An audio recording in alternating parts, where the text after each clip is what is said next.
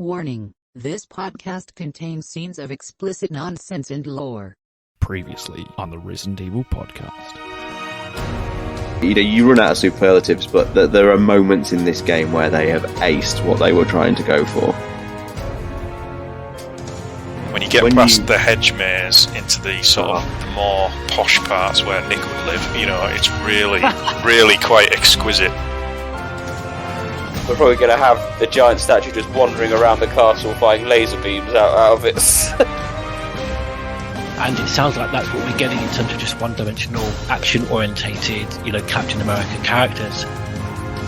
But the fact that you've had what we would consider to be a Dark Souls experience or a Resident Evil game, to me, is absolutely wonderful.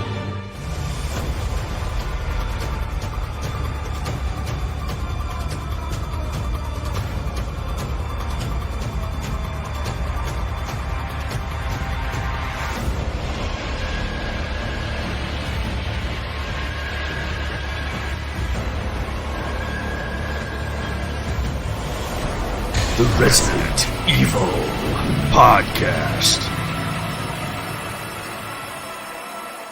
Hello and welcome to episode 86.5 of the Resident Evil podcast. More devoted to the cause than Sadler is to some bugs in the rock, whilst also apologising profusely on behalf of our Spanish listening contingent. I'm Nick, better known as Neptune. Let's see who's joining us today. He's everyone's favourite Sancho. It's the Batman. Hello. He's flattered, but he's a one-lady type of guy. It stars TyranT. Hello. He's been told off by his mother as he was swinging from the chandeliers. It's Rombie. Hello. And finally, he doesn't think too hard, but he's handsome. It's George Trevor. Hello. Coming up on today's podcast, we are continuing our coverage of Resident Evil 4 Remake, but this time our listeners, that's you guys, you are in charge. We put the call out for your reviews and you have not disappointed. In fact, we have a shed load of call-ins, so much so that just as an advance warning to everyone who has called in, we are planning on getting through everyone's, but our commentary of your call-ins is going to be a little bit more limited than perhaps we would have liked, but we just want to get as many opinions in as possible, so there's that broad spectrum of comments, so please bear with us. But we will be catching up on the news that we missed from the last podcast, and of course finishing with another edition of Neptune's Biohazard quiz. So let's start with the news.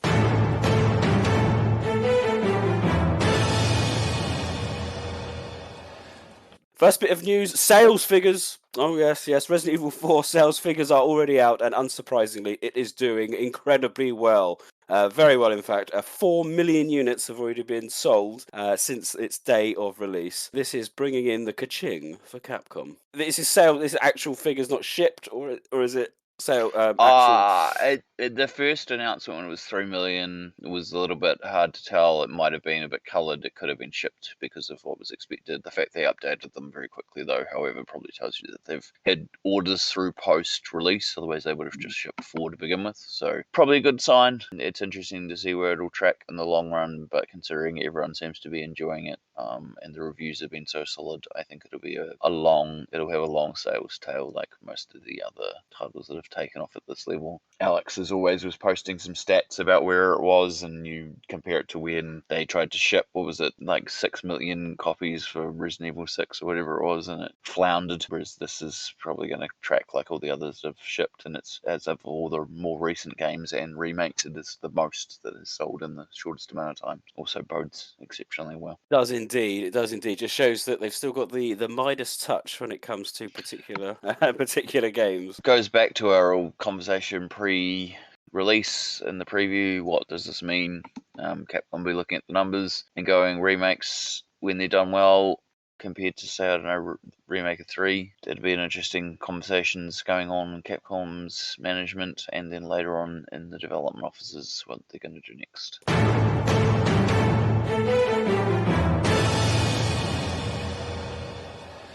Big bit of Resident Evil 4 news, of course, is the Mercenaries DLC is now available to download free of charge, albeit there are some microtransactions if you want. I will stress to people, if you want. They are not compulsory, people. They are aids to your progress, but I think you can unlock absolutely everything. It's literally, and this is the difference as well, I think it's worth pointing out, it's not anything you can't get in the game through effort. It's just a shortcut to it, which is their exclusive upgrade tickets. They come in packs, and it's so that you can get all the exclusive upgrades, and you can't buy any more than there are maximum exclusive upgrades. I think that's quite an important distinction here, there, Rombie, the fact that this is not additional content that's only exclusively available through a microtransaction. You're just getting it earlier, but it's still available if you don't actually wish to, spend the money. Exactly. If you actually wanted to be legitimately upset, you would be more upset by some of the DLC content, and we've talked about this before, like the soundtrack swap, and in this case, the exclusive DLC treasures that you can only get if you have the DLC, which obviously makes getting money and upgrades a lot faster. There is an argument to be made about the fact that the ability to buy the exclusive tickets have come in after the game's released, after all the reviews have been published. 2 weeks or 3 weeks later, yeah. As much as I don't mind it, because you're not gaining any sort of net value in terms of multiplayer benefits or anything like that. It's not a pay to win in one sense, but it does make potentially your professional S Plus run very easy, or easier, let's say, because any exclusive ticket you buy off the store will be available right at the beginning of the game. So as soon as you get to that first merchant, you won't need to have saved up 30 spinels, for example, to unlock infinite ammo for the Chicago Sweeper, the Tommy gun, or the hand cannon. You will have it straight away with your exclusive ticket. And that will make quite a big difference to your S Plus run if you're trying to go for it on professional. Because otherwise you've got to save up 30 spinels to get the one that the merchant can trade you, and then you use that ticket to gain infinite ammo to make that run easier. The problem is I don't think you can get 30 spinels, to my knowledge, until the castle, which means you've basically got a professional mode village to get through with no enhanced New Game Plus items or anything like that. The spinals thing changes if you've got DLC treasure map, but only fractionally, because I think there's only a couple of extras that you can get before they become more frequent later. But it is about the same. You basically can only get to the siege, the cabin siege, basically, and then once you get to the castle, there's pretty much everything you can get, because I think once you get to collecting the blue medallions outside the castle, it's probably going to give you enough. So there is an argument that I've seen some people make, and they're not potentially not wrong, that okay, yeah, you don't get any net value in terms of any sort of multiplayer boosts, but you could see inflated difficulty that can be mitigated through buying things off a store. The other thing I want to say to counter this, and not because you're saying it, Sean, but just in general, is that the Mercenaries has made access to some of the weapons that you would only get through other means, i.e. like the hand cannon, easier. And also, exactly. And also that this is not new for these games. People seem to be reacting as if this is new. No, people just don't pay attention. You could pay to unlock all the bonus items previously in a different form, which was literally, it basically gave it to you. So for Village, for Remake, for both the remakes, there are paid DLC where you can just purchase everything outright. Yes, and it's like $2.99, I think, isn't it? And it literally awards every hard mode unlockable and everything like that, doesn't it? All your weapons and everything. Yeah, and they could still add this to this game down the track, because they didn't add those at release either for those games. They came out quite a while after the fact. Has anyone had a playthrough of Mercenaries? Yeah, I've unlocked the hand cannon through it. Have you found it? I think it's an excellent game mode, because it takes everything that is great about the combat system and just wraps it around a very short, very fun to play mini game. If you've played Mercenaries before, not Village's Mercenaries, as in the classic ones like RE4 and 5 and 6, then you pretty much know what you're getting. And the gameplay loop, as we said in the review episode, is ridiculously fun in this game. So having that for just short 5-10 minute sessions is a joy. And if you're going for the hand cannon, all you need to do is get an S rank on each of the 3 maps that are available. And if you use Hunk, you've basically unlocked it from the moment it starts. He is ridiculously overpowered. Neck snapping every enemy possible. It's ridiculous. And there's mayhem mode, because each character gets what's called a mayhem mode. Whenever you rack up combos, you fill a bar at the bottom of the screen, and then you unlock an ability for a short amount of time. And Hunk gets infinite ammo for the duration of that bar counting down, and that will be more than enough to take out all like the mini bosses and everything like that when they appear. So as long as you save your mayhem bar, because you can activate it whenever you want once it's full. Just wait for like the mini bosses to spawn, fire up your mayhem mode, win. It's a win. Hunk is ridiculous, and as it should be. Why shouldn't he be?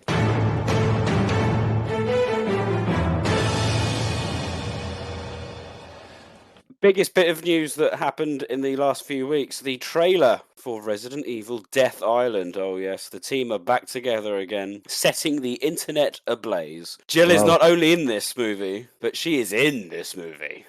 If you know, I mean, she's front and center. We're focusing on Jill, and the internet just broke, really, quite frankly. The Resident Evil community were like, yes, Jill, she's back, and she's getting a lot of focus.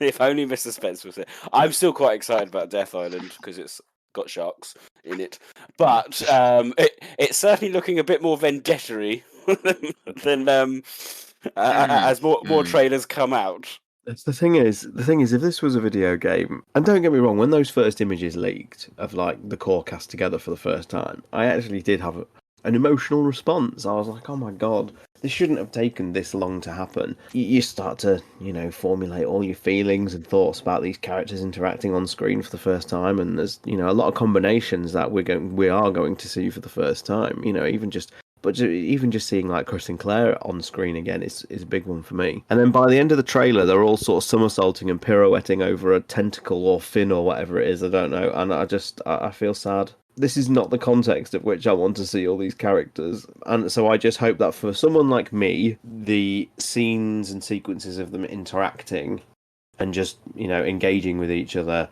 are as rewarding as I find the encounters in Resident Evil 6, because that's very sort of similar in that you've got this outlandish nonsense, over the top, overblown story, but when it was stripped down to the quieter moments between characters, I felt that Resident Evil 6 really excels. So I hope Death Island is the same. I have no doubt that the action's going to be ridiculous, and Leon will still probably be killing SUVs full of families before the day is done. But I just hope it's the quieter moments. I mean, the trailer looks like it's going to explore a lot of Jill's post-RE5 PTSD, which is interesting. But I hope they don't just throw it away as quickly as they did in Remake 3, because in Remake 3 looked like it was going to really explore Jill as a character, and by the time the Nemesis bursts through the first wall, she's super cop again. The whole angle of her potentially contemplating suicide and that is never explored again. So we'll see. Batman, Claire Redfield, Prison Island, zombie outbreak, pleased. I see where you're going there, yeah. 3, the third encounter. The third time Claire has been in the same environment. How original. And a villain that was involved in Raccoon City and probably wants revenge on Umbrella. Exactly. Although one of the I mean, I agree with what Sean said. It's this quieter character moments I'm looking forward to. I do hope they'll explore Jill a lot in this film. I like the idea that she's sort of reluctant to come back to work and be front and centre again because she feels as though she's let everyone down. So I really hope play on that throughout the film and not just the opening 5 minutes. Chris and Claire back together for the first time since Code Veronica. That's going to be interesting. I'll be interested to see if they're going to mention Leon and Claire's fractured relationship based on what happened at the end of Infinite Darkness. The most interesting thing to me is the fact, I think midway through the trailer, it mentions the Department of Defense was broken into and there's still classified files on all the main characters. So that hints, going back to Vendetta, that this villain obviously has some sort of personal connection, or he wants to get revenge on the heroes who've survived Raccoon City. So maybe it's not revenge against Umbrella, maybe it's revenge for Umbrella he wants, I don't know. But it just looks as though from the flashbacks we see of Raccoon City, it looks like his unit was possibly abandoned to die. And that's why he wants some sort of retribution. I just hope the villain is interesting enough and formidable enough to really go against these 5 invincible heroes, because I'm surprised it's taken Capcom so long to do an Avengers-style story where all the main heroes come together.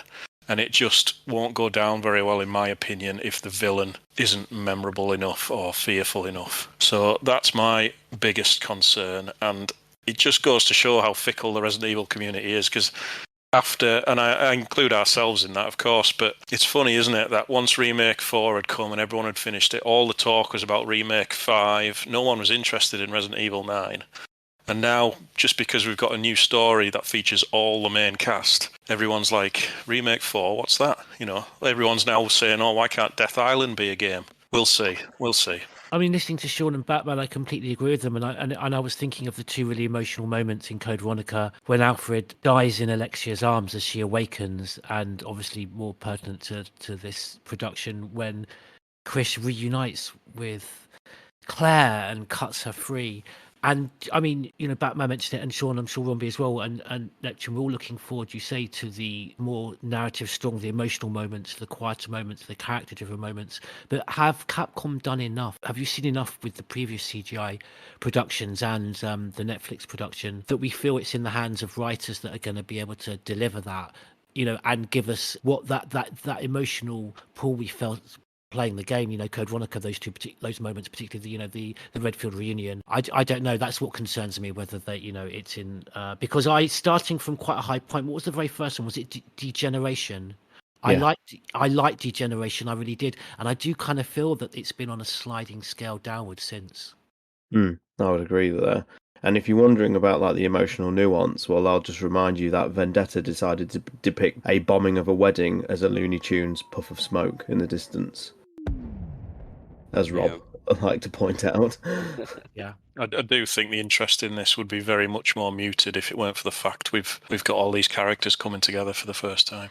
Well, I don't want to be on a downer. Just I'll quickly add, it's a concern. At the same time, I think I've come to accept that, particularly with these productions, we get that kind of, that Japanese style, action maybe over a more kind of nuanced narrative. But we'll see. Just I'll enjoy seeing all the characters together on the big screen, and the bonus will come if we do get maybe that slightly deeper drama. Yeah. Absolutely. Yeah, I mean, I don't want to be, this is a dream come true for a lot of people who've been around, the series for any duration of time. These are some of these combinations and interactions and whatnot, are going to be very memorable, which makes it all the more preposterous that we've got another voice actor change with Leon again.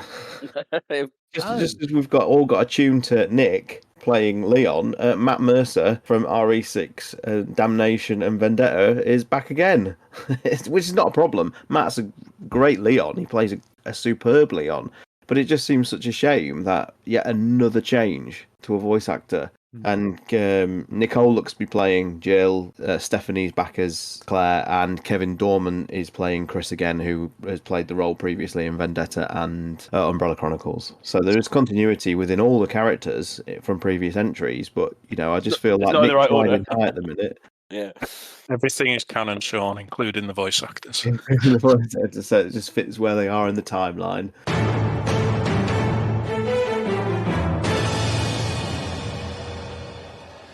Next bit of news, big news. A new trailer for George A. Romero's Resident Evil documentary has dropped. This too went went down very well in the community. Yeah, blow your own trumpet, Nick. I do recall a familiar voice running all the way through it. Yes, yeah, I wasn't expecting that, but yes, yours truly does make an audio cameo in the trailer, which was extremely flattering. But more importantly, don't worry about that. Most important thing is what the creator Brandon Salisbury is looking to do with this, and I think this trailer, this sneak peek, really gives a good impression of the tone and the overall atmosphere he's going for in presenting this story about what could have been. Just want to say as well, like Nick wasn't the only sly one, because although Rob's made us all aware privately that he's involved with the project on quite a hands-on level, he's only got himself a full writing credit. Rob, Co-writing. go right there.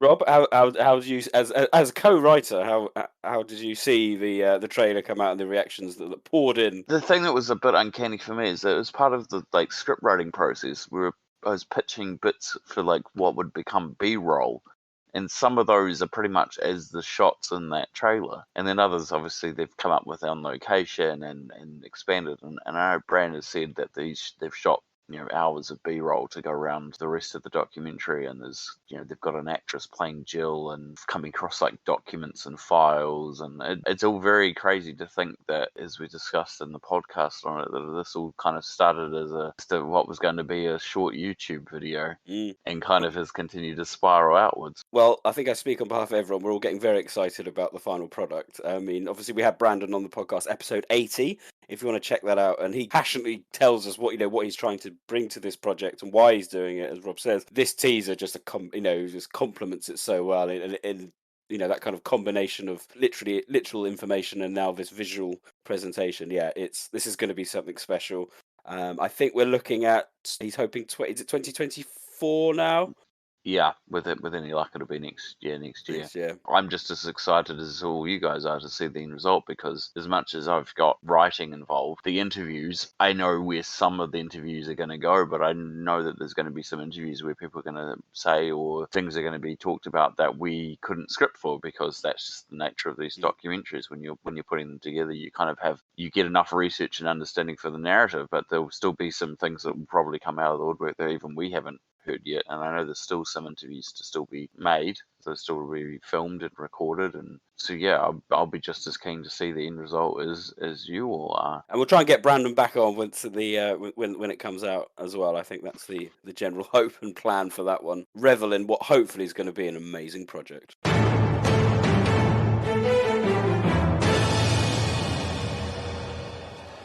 Final bit of news, Infinite Darkness news. Oh yes, it doesn't go away.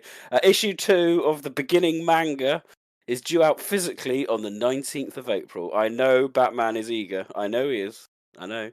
He's getting ready to go down to the comic book shop. But there we go. So after what was a slow build-up in issue 1, issue 2, hopefully he's going to ramp up the action a little bit more. The trade paperback is still scheduled for September. Which The artwork's good. The artworks, yeah, it does look Yeah, pretty I've got good. issue 1 and I was very impressed with the artwork. How did you like the story, George? I'm waiting for issue 2, and I think it's a 4-issue run, isn't it? And I'm going to read it all at once. Let's just say I'm putting it off. That's why I prefer trade paperbacks. I have to blitz it through because the author's intent, if you like, is to read it. I don't know. I do a lot of comics and trade paperbacks. Let's just say it was more for the collection rather than my passion for the story that is Vendetta. Infinite Darkness. Infinite Darkness. I should say. It's that forgettable.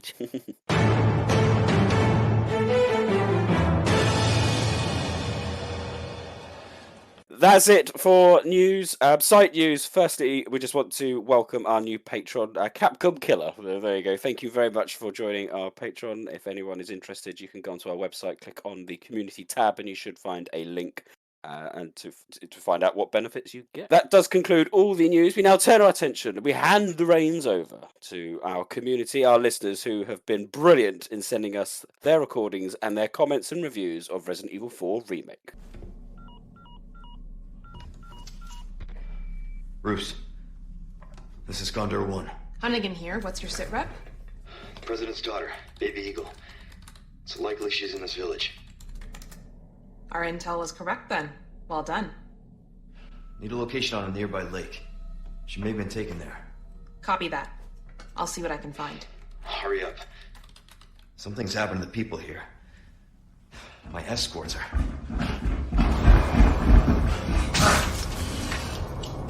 Gotta go. Talk later. So just as a reminder, as the introduction to the podcast, we're going to be quite hasty through your call-ins, just so we can try and get everyone in. As I said, the response has been really fantastic, so we want to listen to everyone as much as we can. So the first call-in comes in from Harbear, so let's roll the tape. Hey guys, Hairbear here. I wanted to call in and just provide some of my thoughts about the RE4 remake now that I've gotten 3 full playthroughs done of the game, and I am currently on my 4th playthrough in professional mode. I was going to try to divide this up into things I loved and things that I maybe didn't like, but honestly I loved everything about this game. I think Capcom did a fantastic job with changing things up just enough to keep us seasoned RE4 veterans on our toes, while also keeping the familiar things around so that we knew we were still playing the same game. I think they did a really nice job with that balance. I think especially with level design, there's a lot of areas that are pulled right from the first game and just updated or, given a new coat of paint, so to speak. But they changed some of the layouts a little bit, added some new things, made some adjustments to the flow of the levels, and I think it all just really worked. I loved my time in all 3 sections of the game. The village, the castle, and even the island, which I didn't dislike the island in the first game, but it was definitely not my favorite part. I kind of would rush through it just so I could get back to the village and play that again. So great job on them for balancing those out really well. Thought the enemy design was great. The villagers feel dangerous. I loved the changes to the Plagas, and I loved the way that they reacted to things. Keeps you on your toes. The ability to move and shoot at the same time allow combat to feel a little more dynamic, but also those enemies the way that they moved still kept things dangerous. I love the changes to the characters. Salazar feeling a little bit more demented and different. Luis getting a greater role, and Ashley's changes to be a bit more of a capable second person running around were great. So I love that. I love the new notes and lore that were peppered throughout the world. I'll be really curious to hear your guys' thoughts on how, if at all, the lore is changed or affected by those notes, but I thought that they were really nice and added some great flavor to the game in areas where it wasn't previously provided. The only thing I could think of that I would have loved to see and loved to encounter that was taken out, I would have loved to see what Capcom did with the U3 boss fight. Not because I particularly love that boss fight in the original, but just because Capcom knocked it out of the park with every other aspect of this remake and made changes that just made sense and enhanced the game in so many different ways that I would have loved to see what they could have done with that U3 boss fight and where it would have gone had they kept it in. So just very briefly, loved everything about this game. Looking forward to hearing the podcast and hearing your guys' thoughts. Would love to end this with a question. Now that we've gotten 2, 3, and 4 remake, do you guys think it makes more sense to remake 5 and just kind of keep that train rolling? Or personally, I think at some point they're going to have to almost remake the remake of 1 so that they have that original story to go off of. We've gotten all these different sequels to the original game, but I'm sure gamers who maybe didn't encounter the first game or haven't ever played the remake will want to go back and see what all the fuss is about, and I'm sure that they're probably thinking about maybe remaking it in the RE engine. Thoughts on that? I'm still crossing my fingers for a Code Veronica remake, but trying to be a little bit more realistic about it. Awesome. Thanks, guys. Well, thank you very much, Harbear. A man of my own taste in terms of much preferring the new island setting, I think. But yes, he ends on a pertinent question. Who shall I ask? Sean. Look, as I've reminded everybody, I waved my remake white flag 2 or 3 episodes ago now. I think the questions are inevitable, particularly with the game being very successful. The problem is a lack of context, and Resident Evil 4 as an experience is quite self-contained, and because you only had remake of 2 literally 4 years ago, it already was able to springboard with the character of Leon into this one. The thing about Resident Evil 5 is you're establishing characters and things like that we've not yet seen in remake verse, because I don't class the original remake of 1 as part of this current era. It's a separate title altogether. And so what you've got there is, by jumping straight into the RE5 storyline, as Harbear's just suggested, you are going to have a Wesker and Chris conflict that hasn't been established in universe yet in the RE engine remakes. And so to do that, you're probably going to need to go back again. And so you're going to need to establish it first and foremost with RE1, and then probably going to need to do the follow-up with Code Veronica.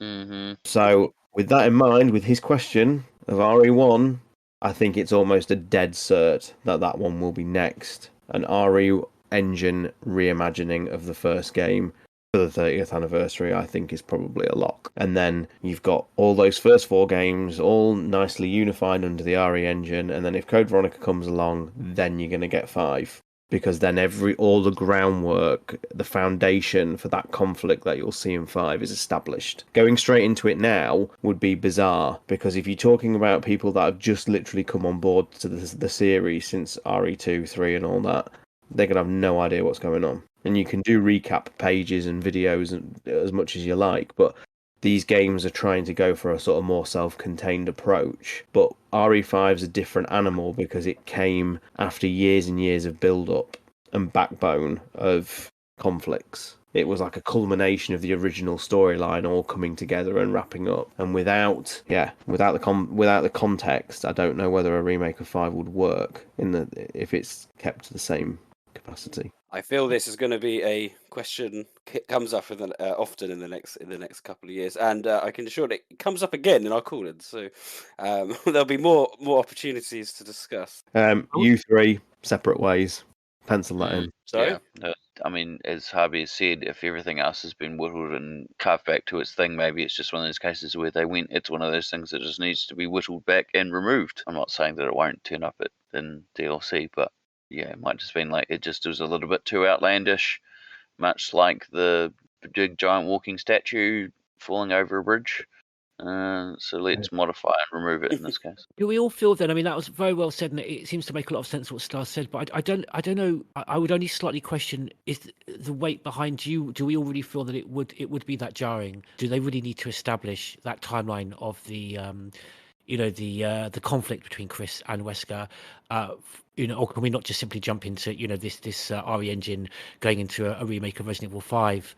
I just can't see them going and treading over that hallowed ground of remake. And people that played the remake of 2, obviously there was a lot of background narrative that from the original games that they had to take on board. Do you not feel that it's sufficiently well known, that conflict, and so iconic that would they need that kind of that background, going back retrospective with the remake of the original one and then Code Veronica in order to lay down that? I think so, because Wesker is such an iconic character. It wouldn't make sense for me to bring him back in Remake 4 to then get rid of him in the very next game. Remake 1, Code Veronica is a direct sequel to that, and then 5. I think Sean's right. I think that'll be the template, the next trilogy of remakes, but interspersed with that, we'll obviously get Resident Evil 9 and 10 as well. I just think for the 30th anniversary of the series, going back and doing something with the original game would resonate far more with people than a remake of 5 would at this stage. What they would do with it, I don't know, but I think because it's a remake of a remake, I can see them making it radically different. I can see the mansion getting a complete redesign, a bit like the castle has in 4, with remixed, recognisable areas. And I think the fate of Bravo Team could be different. I think Resident Evil 0 will be quietly forgotten about, and you'll just get files in the mansion relating to Marcus and his conflict with Umbrella. I think the whole Leech thing will be forgotten about as well. Okay, the next call in comes in from Snurferus, so let's play the tape. Hey guys, longtime fan of the podcast and games, Snurferus here to share my experience with the Remake 4. With the release of 7 and 8, I thought, hey, this is a pretty good, immersive game, and it even kind of ties into the Resident Evil lore. Remake 2 was an incredible surprise that overall made my jaw drop, but still fell flat in some areas, and Remake 3 was cool, but entirely mishandled. This new edition of Resident Evil 4 left me speechless with the amount of love and care that clearly went into its crafting. I thought the demo was neat and saw the potential, but would have never expected Capcom to faithfully recreate 90% of the original while tuning up old mechanics and adding new ones. Exploring the village for the first time again was unreal. From the beautiful mountains in the distance to having to walk through the majority of the game, because I was scared of what lay waiting around every turn. And I've played through the original 100 times. When the original came out, I was too young to have any perspective on the series' departure from its roots. All I knew was that it was fun. And I don't have any meaningful criticism of this game. Instead, I want to list a few of the moments that showed me this was something special. On my first visit to the shooting range, when I realized the backing track was a remix of the OG intro song that steps up in intensity as you progress, that is attention to detail and made me feel like a kid again. Visiting the merchant in my first playthrough was exciting every time. The new additions all felt expansive and added so much to think strategically about. Fighting Verdugo felt like a one-to-one remake, but then I thought, wow, they really got this perfect the first time. This remake made me appreciate the original even more, and that alone feels like a massive accomplishment. When the first Krauser knife fight started, I couldn't believe how far games have come. The lighting is perfect, and getting to actually play this iconic cutscene felt like experiencing something in high definition for the first time. The fog effects on the floor of the castle were just really cool and atmospheric. I mean, yeah, show-stoppingly cool. Several times I thought I was in a new area, but realized I actually knew it because the layout was flipped around or put in a different area. Who among us played this and didn't go, oh shit? Waterhall. My first playthrough took me almost 24 hours and had me captivated for every minute of it. Since release, I've logged 75 hours in the game and 100%ed it.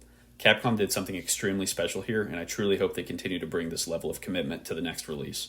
Whether it's Resident Evil 9 or another remake, I can only hope for an experience this gratifying again. Yeah, so a really positive review there from Snurferus. A couple of points to open the panel. Young enough, makes us feel old, but young enough not to have noticed the departure. So obviously remake the original RE4, that the nostalgia goggles weren't on for perhaps the original trilogy, which I wondered if people thought that would play a role with the remake. But as I said, there looks to be a general positivity about the direction the series took. And also something that's come up in our Discord as well, talking about the shooting range gallery music. I know we used it in the last podcast, but yeah, the shooting range has gone down quite well with the fans as well. It's a banger, Nick. It's a banger. Yeah, it's a phenomenal piece of music. Yeah, I mean, he also raises an interesting point about how the game, in many ways, doesn't feel like a replacement, and we said this a little bit last episode.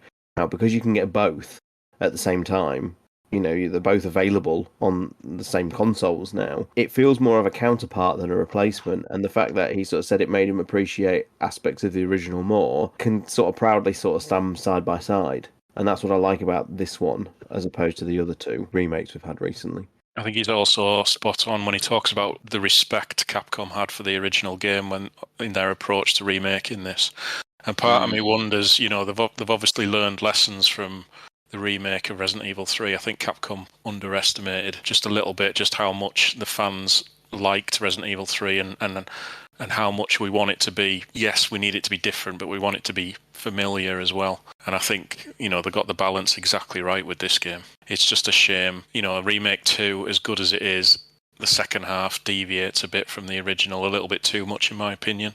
And Resident Evil 3 with all its cut content, you know, that's been documented enough. It's just a shame those two titles didn't get the same amount of respect as this one, in my opinion. What about the nostalgic comment that he made? I thought that was, as I said, apart from aging me enormously, do you think that's had an impact at all? Just for perhaps more, not necessarily for fans that, you know, love RE4, but perhaps more so our generation. Do you think I know we've all enjoyed the game, but I can't underestimate the impact RE4 had to a lot of, you know, I don't say purists because that's very elitist, but you know how survival horror was pre RE4. I don't know if there's been that.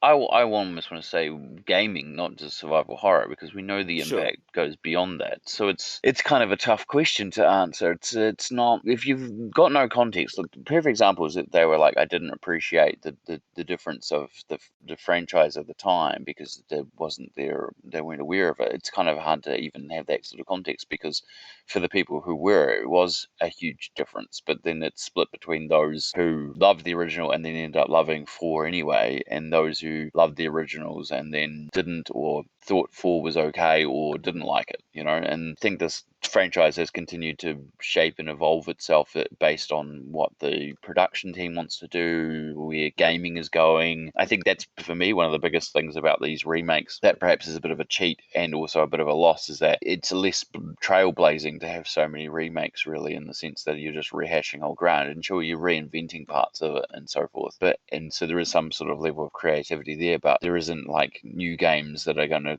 be groundbreaking because you're just redoing old ones. Thank you, Snurferus. Our next call in comes in from Malakoda, so let's roll the tape. Hey guys, Malakoda Ari here. I loved this game. It was great. It was really fun. The map felt really interconnected. All the segments felt really well to play through, except maybe the lake dragged out a little long for me in terms of actually collecting everything. Besides that, though, everything felt like you were in an area for the right amount of time every time you came through.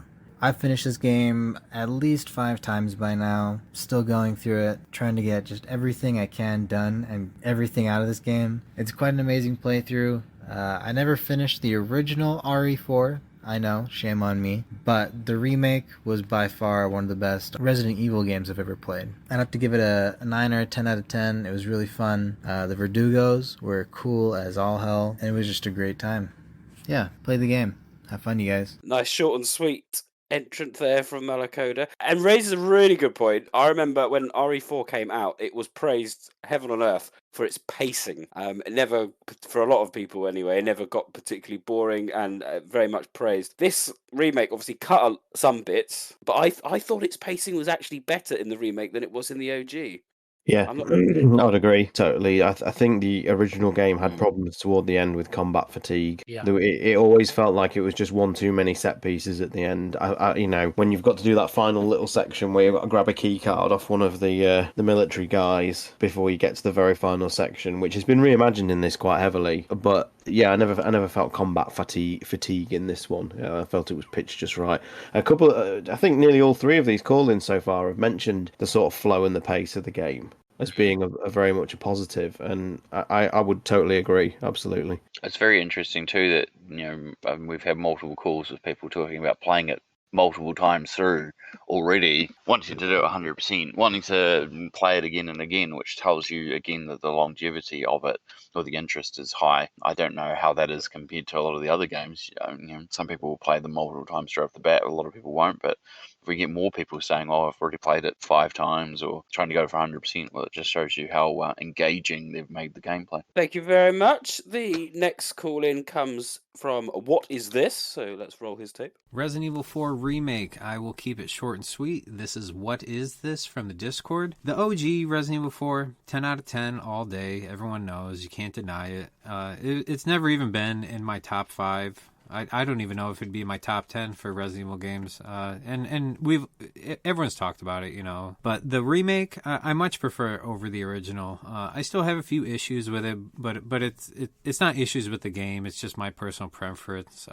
I feel like it gets a little bogged down at times towards the end with some of the waves of enemies. But overall, I mean, Capcom knocked it out of the park. I really love what they did with Leon. He's still a cocky badass, but he also has like the vulnerable rookie side to him. And I was always bummed out that the OG was just such a drastic change from Resident Evil 2. I really enjoyed Leon and Ashley just like bonding together, working together. I thought they handled that wonderfully. The game could have been more scary, but whatever, that's another personal thing. I can't fault the game for it. And yeah, I mean, Capcom once again showing why they are the best in the industry. I feel like they are head and shoulders above everyone else, and I'm excited to see what the future has in store for us. So thanks a lot, you guys. Thank you very much. Interesting point. I obviously didn't particularly like the OG, even though I gave it 10 out of 10. But well, not in his top. That's an interesting point. He took a swerve then, didn't he? It was like he did. 10 out of 10, fantastic. I completely agree. I completely agree, though. I completely agree. That's the legacy when you've got a juggernaut of a title like this. Is like you might not appreciate everything it does. You might not like everything it does, but you appreciate everything it does and what it did. I definitely take his point about wanting it to be scarier. I made this point during our podcast. I've had 2 jump scares during my experience. One involved the destruction of a building. When the tower falls down, and the other Should we just establish the context of where you are in the story at the minute, GT? Because the game still remains unfinished for you. So well, where are you at roughly? I'm 30 hours in. We discussed this just before, and I think it's 33 hours in now, and I'm up to chapter 14. And I've just actually had my second jump scare of the game when the area where the regenerators are, and it's absolutely, I mean, my God. See, a lot of this game is very sinister and creepy, but, you know, not necessarily jump out scary and horrifying, but I did run kind of around a circle a bit from a regenerator and right back into the room where the merchant is. And he goes, "Hello, stranger." I just jumped out my fucking skin. I wasn't expecting him to be there. He talked about the relationship between Leon and Ashley, and I didn't talk about that as much as I'd wanted to in the review episode, but it really is exceptional. And I do think the exchange when Leon jumps the chandelier and Ashley chastises him is one of the most laugh out loud moments of the series. The line delivery from Ashley is absolutely perfect, where she's like, you know, jumping chandeliers, seriously, who does that? It's just amazing. And I think he throws one back saying, "Sorry, Mum." Yeah. Or something. It's really good. And that goes through the entire game. That is a dramatic improvement over the original, it must be said. I think, yeah, the characterization as well of Leon, because I think he got a hard time, and maybe fairly so from the original game, kind of these sort of cold one-liners that just didn't come across well at all. I think there's a lot more dimension to the Leon as he's presented in this remake. And that then definitely goes to kind of help the way that he bonds with Ashley. And you're absolutely right, Stars, because in our initial podcast, I think I was up to about chapter 11 or 12, but having played a few more, she does come into her own, Ashley, and it's actually quite good that she does start off obviously that meek, because there's character development there. And I really do appreciate and enjoy the relationship that you see unfold between Leon and how it develops, and Ashley in this remake much more than the original, which I think was quite almost caricature, quite cartoonish in the way that they presented Leon and Ashley. All right, our next calling comes in from CK Present, so let's hear what he has to say. What's going on, Resident Evil Podcast? CK Present here, bringing you my thoughts on RE4 Remake. So after about 4 playthroughs and 40 hours, I can safely say that I think this game is quite good. In particular, I think the offensive and defensive capabilities of your character combine really well with the ways that the enemies interact with the environment and that you interact with the environment to sort of create a very robust vocabulary, if you will, for your player. It feels like you have the most sort of agency in how you move about the maps and the space in this game than maybe any other RE title, except for RE6, where you can slide around on the ground hilariously. So that's pretty cool. I also feel like the castle sections and the island sections in particular sing a lot better in this remake than they do in the original. I feel like the castle has a geography that makes a lot more sense this time, although there are some areas that still don't, of course. And the island actually managed to be scary, apart from the regenerators, which were always scary in the original as well. I'm happy that we got rid of some of the more over-the-top action set pieces, such as the truck driving at Leon and Ashley before the castle that you have to shoot the driver, as well as the section with the truck on the island in the original game where you were just basically taxing your shotgun shells to see if you could get through it. The boss fights in this game were really, really good. I must admit that I used a rocket launcher for Sadler, as has been tradition for me every time I've played RE4 for the last year or so. I always tend to do that, but I think that in repeat visits on my way towards the Platinum Trophy, where I was fighting him more legit, it was actually a really good boss fight. The same thing can be said for Salazar, and the Mendez fight was good as well. The minecart section is one other thing I wanted to call out as being actually very truly fun. The first time I experienced it, I kind of felt like I was on a Disneyland ride, which was pretty cool, if a bit strange in Resident Evil. The characters and the lore were greatly expanded in this game too. I'm excited to hear you guys get into that in a future episode. Just wanted to call out Luis's character as having a lot more to it this go around, and also, last thing to call out before I forget, is Ashley's gameplay section, and I think that it worked extremely well. Something about the sound of those knights chasing you, or those armors chasing you down, was really terrifying with the lights off and with 3D audio going on. So those are my initial thoughts on the game. Thanks for taking the call-ins. I hope you guys have a great episode and recording.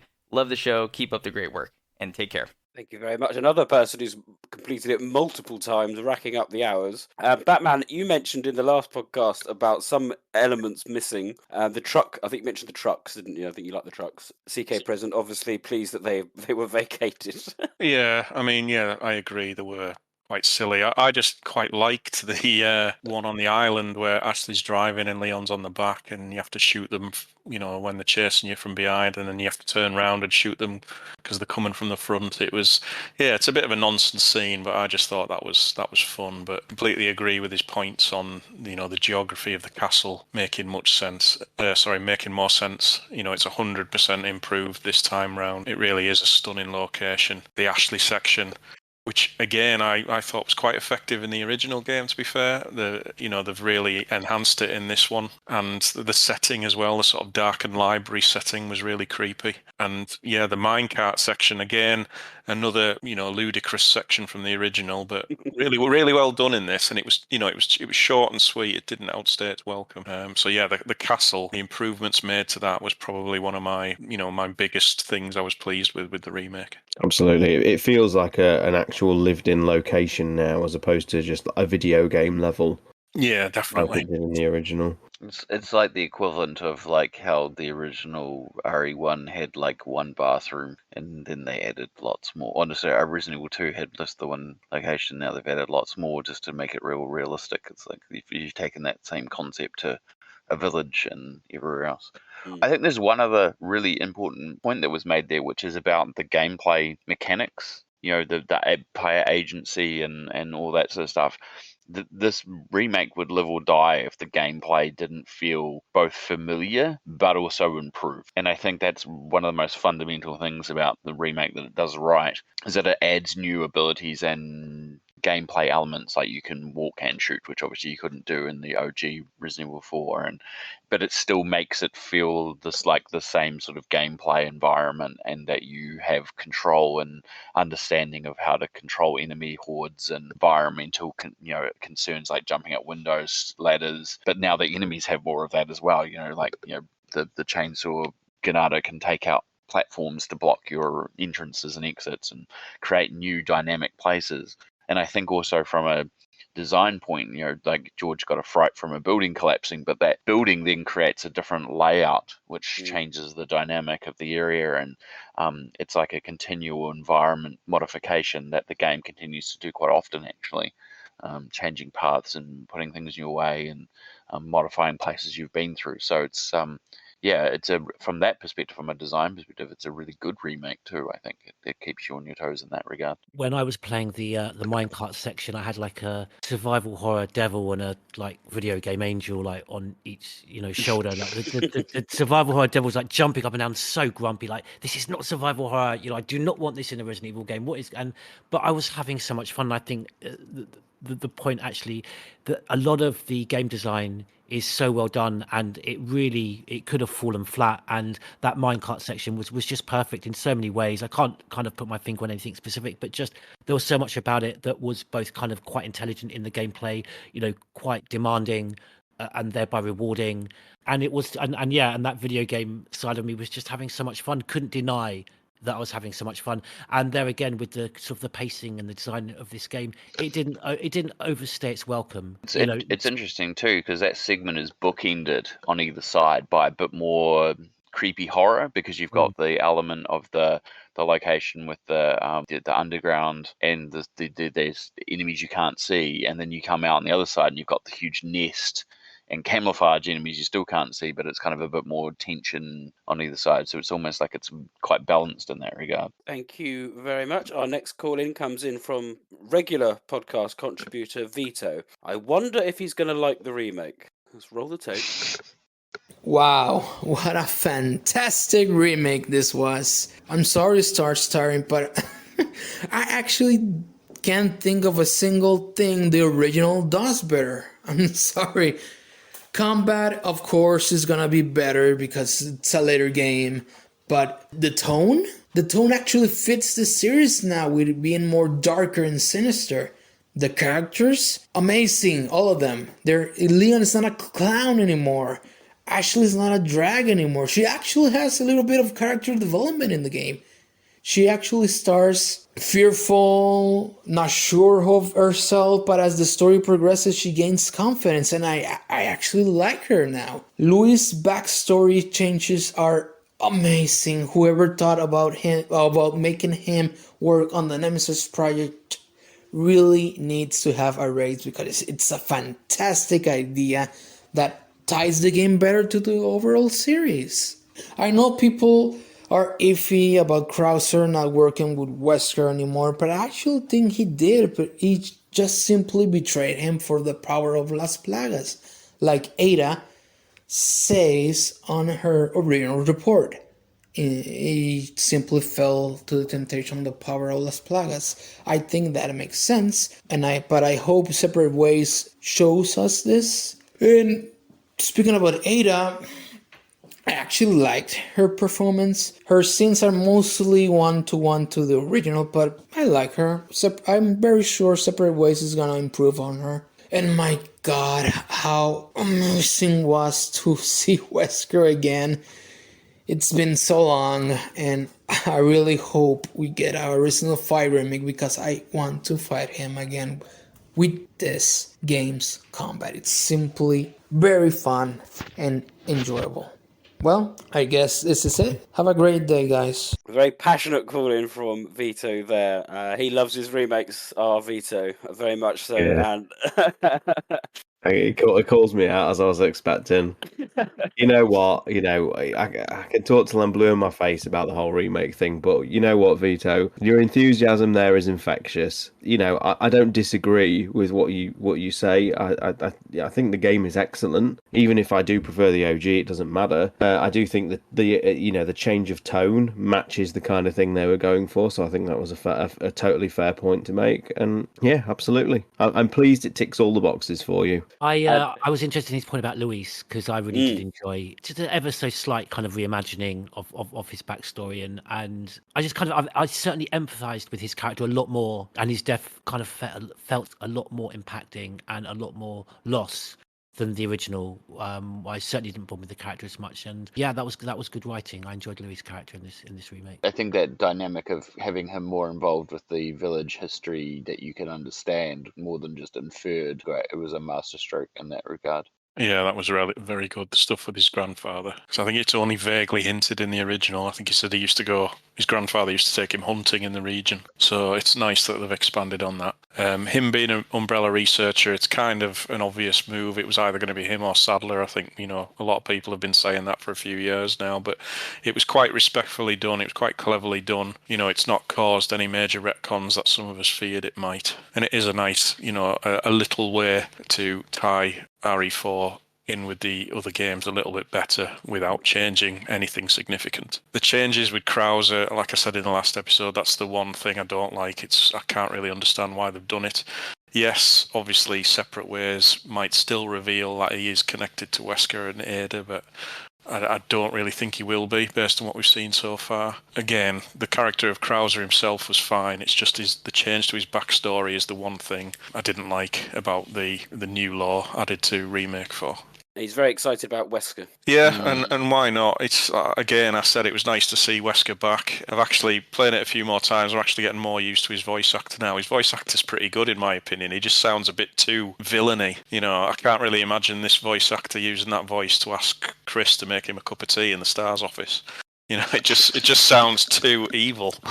So interested to see. I think Wesker will be front and center in separate ways, definitely. So I'm very interested to see where they go with that, actually. Because overall, even though I don't like retcons, I must admit I've been really quite happy with what they've done with the lore in this game so far. Thank you, Vito. Always a pleasure. Our next call in comes in from Overview. So let's roll that tape.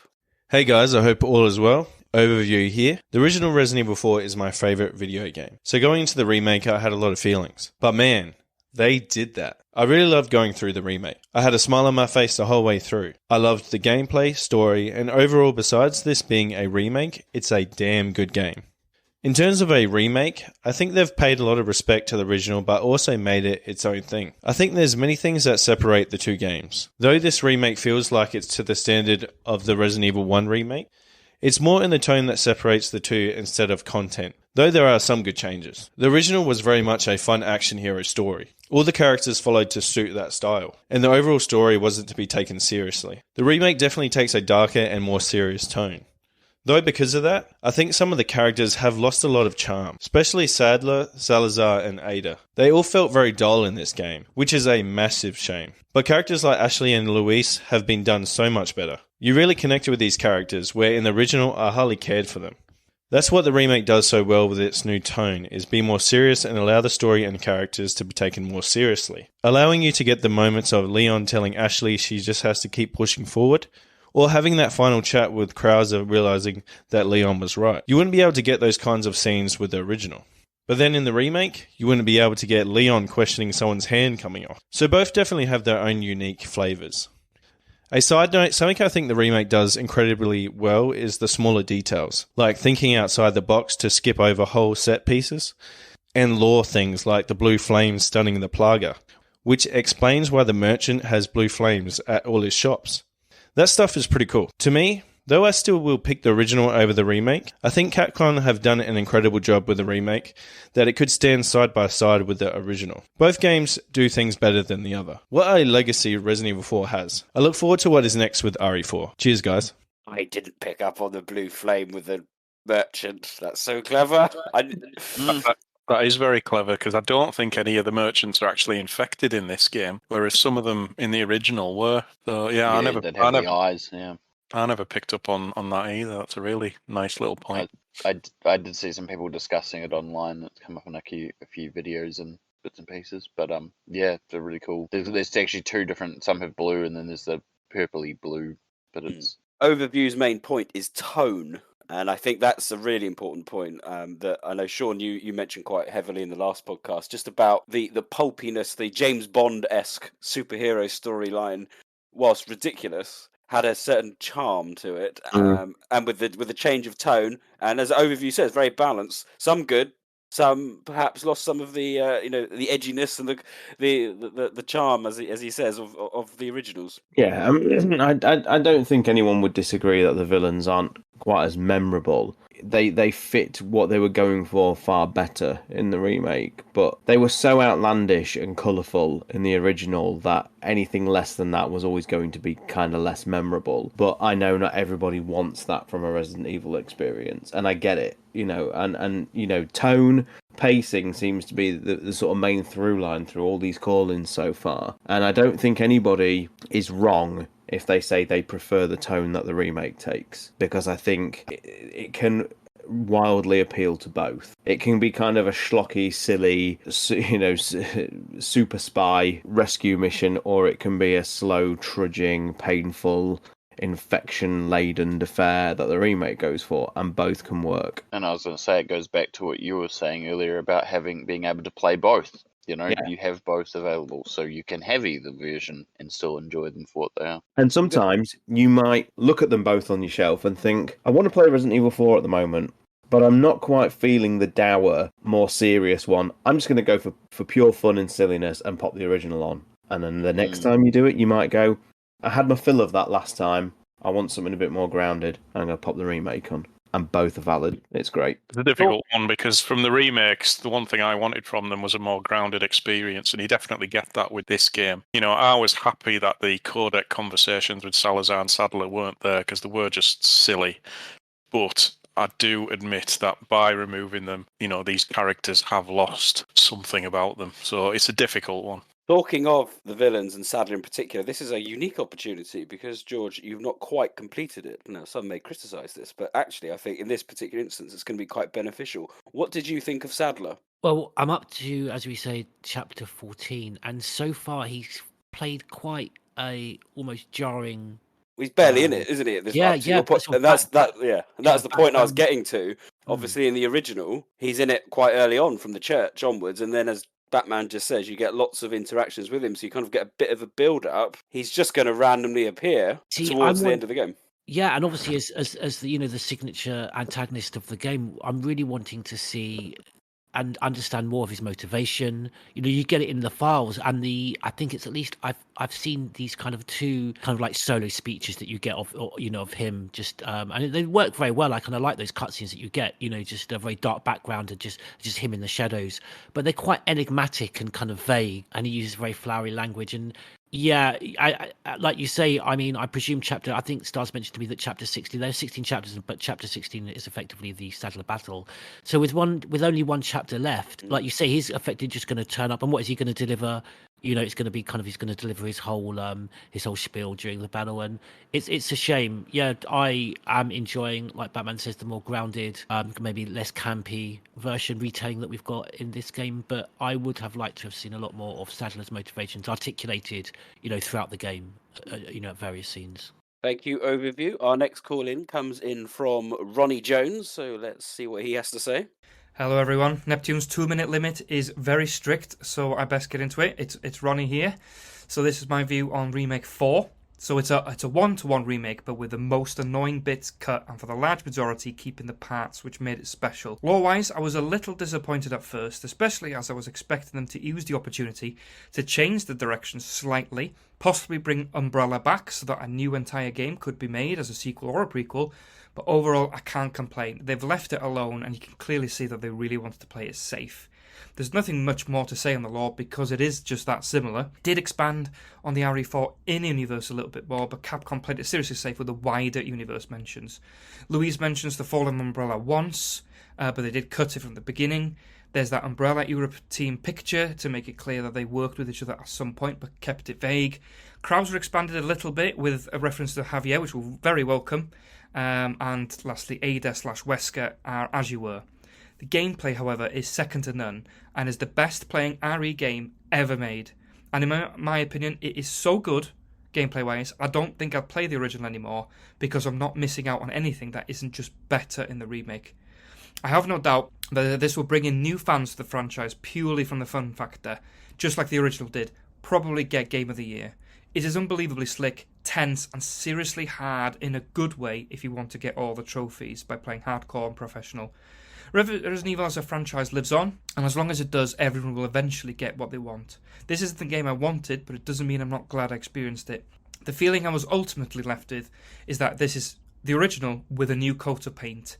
But when will we finally see a brand new third-person RE engine game? It doesn't have to be a sequel, can easily be a prequel, and this is why I think some small lore changes could have come in handy. They could have chosen not to kill off Umbrella entirely in Remake 4 to pave way for a new game between Remake 2 and 3 and 4, or they might just remake Code Veronica and try something different lore-wise. I wouldn't complain there, since Code Veronica is one of my favourites. I also have to remind myself that the hardcore fans of the lore don't pay Capcom's bills. It's the large number of casual gamers that do, and I actually think RE4 Remake is the most recent game which caters for both relatively well, and for that I am really grateful. I'm a fan of Resident Evil, and I wanted to continue and do well, and never want to experience that dark period in 2012 again. But I think we'll eventually get a 1-to-1 Resident Evil 5 remake. off the back of it, for better or for worse.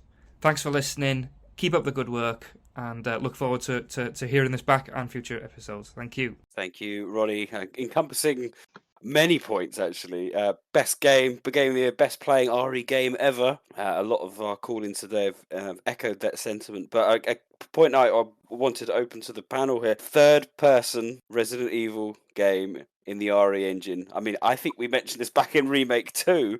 Didn't we? It's only this game was a new one. We still haven't really had it. I don't really count Village third-person mode as a true third-person RE engine game. In terms of new storyline, I mean. Absolutely, and this is where people are set. Where I do disagree a little bit when people say, "Well, you're still getting your new games. What's wrong with mixing in remakes here and there in between like the new numbered games? It's the same amount of years in between numbered titles as what we had in the past." And yeah, I get that, but in the years in the past, we've had like little side games, whether it's your Outbreaks, your Dead Aims, or your Revelations, and I feel like they've been put to bed now in favour of Remake. If the Remake train hadn't started rolling, I think we'd probably be at Revelations 3 by now to replace one of the remakes we would have had. And then I just start to think, well, all the mechanics and everything that they've introduced, they'd be fucking amazing in like a brand new from the ground up story. Like, I'd love it so much. Revelations 2,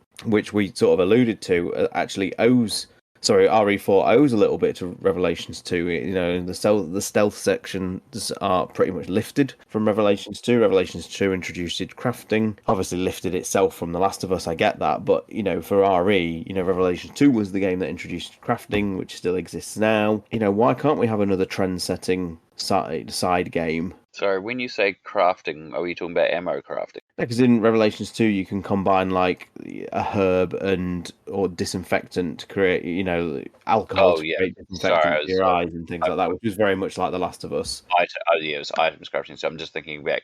We were talking about ammo, which obviously goes back to the original RE3. Yeah, I meant in terms of like picking up like two items and then you. But like you could say Revelations 2 established some of these ideas, and I'd love to see a built from the ground up third-person, fully fledged RE title.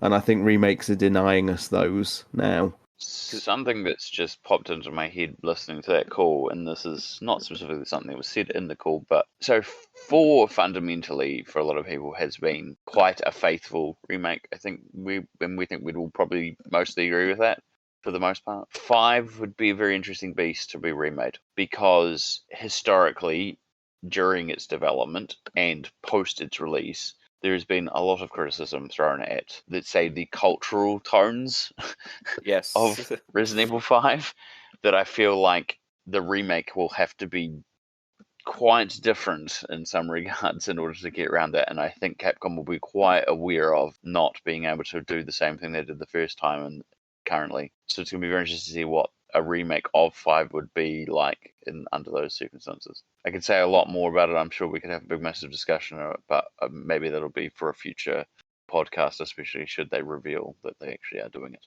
And perhaps other interesting obstacles to overcome with a Code Veronica remake, at the very least, a slight edit to maybe Steve Burnside's script when he refers to Alfred as well. Perhaps I won't say Well, that whole thing may change as well, depending on how they want to approach it. But all seriously though, that's such a fundamental factor in their relationship and that character. I mean, they can't. I mean, how could you? So this is a whole other podcast. if they do that and they completely just vanilla over that entire theme from a Code Veronica, I think I will. Yeah, no, just let's move on. I've got to stand up for my boy Steve there as well, GT. You're throwing him under the bus. It's actually Claire that says that line. Yeah, Alfred, you cross-dressing freak. It's said by Claire. Yes, and then doesn't he? Oh, sorry, you're quite right. And then that's for him. He said, "Right, that's it," because that's the last straw for him, isn't it? Because then he says, "Yeah, let's get out of here." Yeah. Yes, it's. Oh, it's Claire that says that. Code Veronica is problematic all round. Yeah, and so it could be done. More incestuous angles and things like that. Yeah. It's not. It's going to be a difficult one. Which is why I think there is a feeling amongst the fans that perhaps remake 1 or remake 1 is easier, and of course with the anniversary kind of coming up. Thank you so much, Ronnie. Our next call in comes in from Mr. Chanman. Let's roll the tape. Hey guys, Mr. Chanman61 here. I just wanted to call in about the RE4 remake. So initially, when the game got announced, I was not on board with the idea of a remake. I mean, how do you perfect one of the best games in the series? And to be honest, I am biased towards it because it is the first game I played in this series. So I love this game a lot. Now, when I picked up the remake and I played it for the first time, to be honest, it made me fall in love with the game again.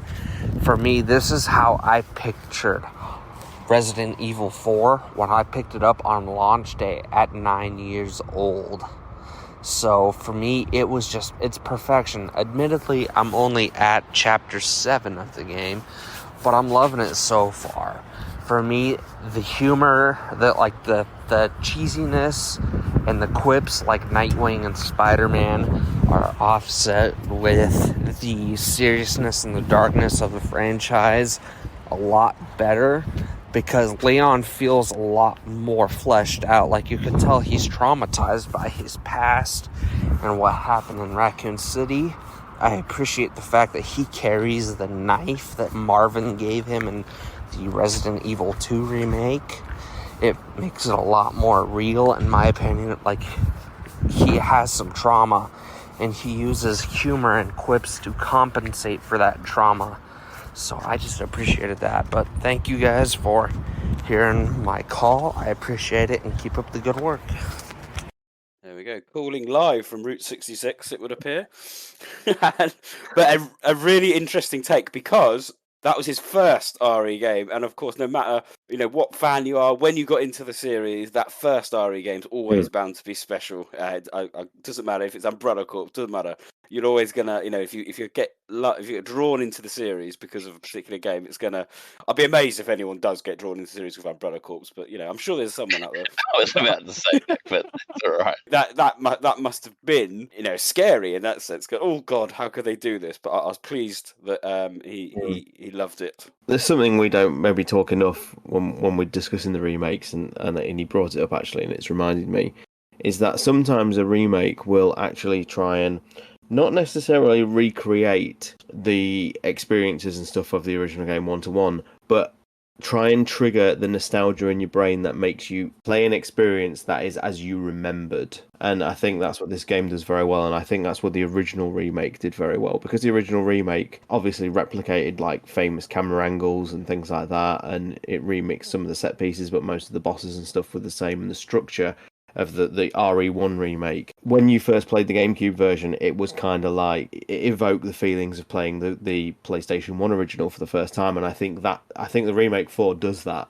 because it is so close and so faithful in so many ways. I think I said when we played the Chainsaw demo, that by the time I had sort of 5 minutes of adjusting to how the new game played, when I was running around the village, it was like I was playing the original again. And when a remake can do that, when it sort of transports you in time back to how you felt when you played the original, it's done its job. And I think this is what a lot of people felt with like the Dead Space remake recently. You will get this less so with Resident Evil 2 and 3 because they're so fundamentally different from the originals. So it's an interesting observation. We've never really talked about it as much on these remake reviews. Thank you so much for that. That was really insightful point. And as I said, I'm pleased with there's that ability to look at it with nostalgic goggles, but at the same time enjoy the updated version. I was going to say, just the fact that there's so many people that have as well, it's seemingly, if I can equate it personally, it's like playing Remake 2002 and enjoying it because I enjoyed the original. If people were enjoying 4 for the same reason and they were big fans of the original, then that's amazing. Like, it tells you just that Capcom has done a good job. 100%. The next call-in is not a call-in, it is a text-in, because we have that ability. So, apparently, this comes in from Umbrella Inc. Because I'm a little hoarse today, because of Star Wars Celebration. I will pass over to our friend from Down Under, Mr. Rombie, who's going to read out the comments from Umbrella Inc. All right. 4 is a game I've always thought to be something special and unable to replicate fully. It is the video game I've replayed more than any other. While not my favourite Resident Evil game, it's probably my favourite video game. Personally, I did not want a remake of my favourite video game. While I enjoyed the remakes of 2 and 3, I feel where they succeeded translated the genre into modern 3D third person. It did a sufficient, if not poor, retelling of the events the games occurred in. While in the same generation of remakes of the previous 2 games, the 4 remake falls much more in line with the remake that started it all, 2002's Resident Evil. 4's core experience is intact, improved, modernized, and what was changed was either for the better or to add something value to the gameplay or lore. I firmly believe this game is to 4 what 2002 remakes is to the original. Everything is familiar, but just different enough to make the environment I was in interesting and enjoyable. Specifically, I want to talk about the improvements that were brought to the castle. Not only did it trim the fat of the bloated pacing of the original, the game is filled with gorgeous environmental storytelling throughout. Ashley's section, which I was dreading to play, ended up being one of the most surprising experiences in my first playthrough. Anytime I entered an area that reminded me of an upcoming slog, I was greeted with a gaming experience that kept a smile on my face. My only real criticism of the game is that Leon can be a little bit clunky and slow at times. Aiming and shooting feels great, however, stunning an enemy, Leon always seems to be just a half a second out of the reach of the enemy for the follow-up melee. This, however, could be entirely my fault, but it is something I noticed in my playthrough. Other than that, it was an awesome experience, and as someone who did not feel like the game needed to be remade, I am really happy it was. This game felt like coming home, and I could not stop smiling. Thank you, Resident Evil Podcast. Keep up the great work. Interesting. And another person who will talk about that legacy of the game. It's not my favourite Resident Evil game, but it's my favourite video game.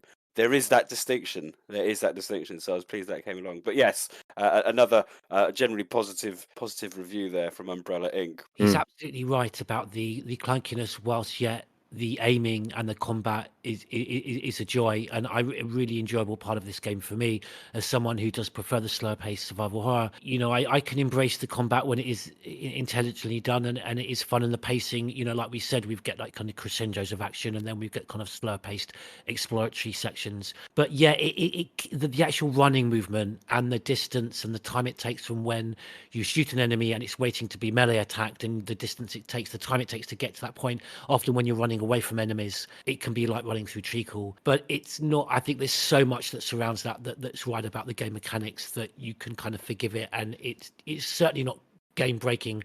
It would be, I'd say, if it was as bad as it is when you're running across that first bridge after you leave the village, because it is very, very slowly on movement.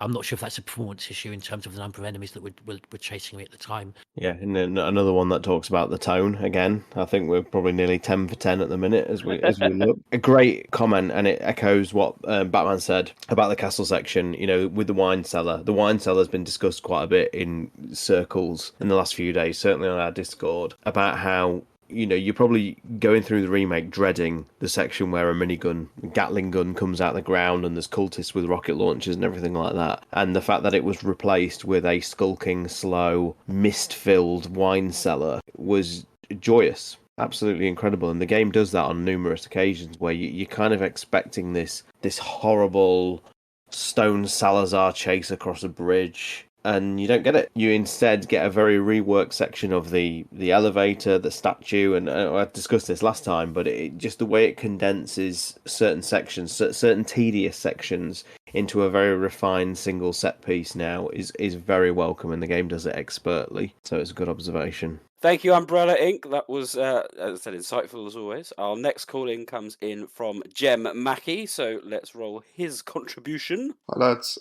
great summary last podcast, so just wanted to focus on a couple of things which I enjoyed and noticed. Overall, I thought it was fantastic. Kind of Resident Evil 4 was my first ever Resident Evil experience, so I felt like I could properly engage in this nostalgia as opposed to the other remakes. I really liked how they kind of subverted and played with our expectations. Lots of moments felt very wink, wink, nudge, nudge. Most pointedly with the dead dog at the beginning of the game, it instantly makes us doubt what's coming up. Is it going to be a lot darker? What are they doing? Similarly, in the chapter 1, hearing the banging, we presume it's Luis in the cupboard, but actually it's a villager banging on the trapdoor. They just kind of kept us guessing, which I really liked. I felt the game absolutely reeked of The Last of Us in a positive way. Ashley subbing in for Ellie. We saw her grow, become more confident, with her dialogue about climbing over gaps in the wall or grabbing those conspicuous yellow ladders. That relationship felt worlds better than the OG, and I think we have Naughty Dog to thank for that. I thought it seemed really obvious it was directed by the same director of Resident Evil 5, especially in Chapter 4 when that boat section suddenly opened up. It even had a check-in island and a wreck in the middle of the lake. I was obviously just disappointed that it didn't have an RPG on it. I absolutely loved that section. It felt so open, like I'd just been dropped in the village. Similarly, when the castle really opened up, I'd love to see them really go for it with that exploration maybe in future games. Lore-wise, I love the added details, even though it was forced into the usual decadent lore rooms. Learning more about Luis's background, the village history, and the amber being a bigger deal.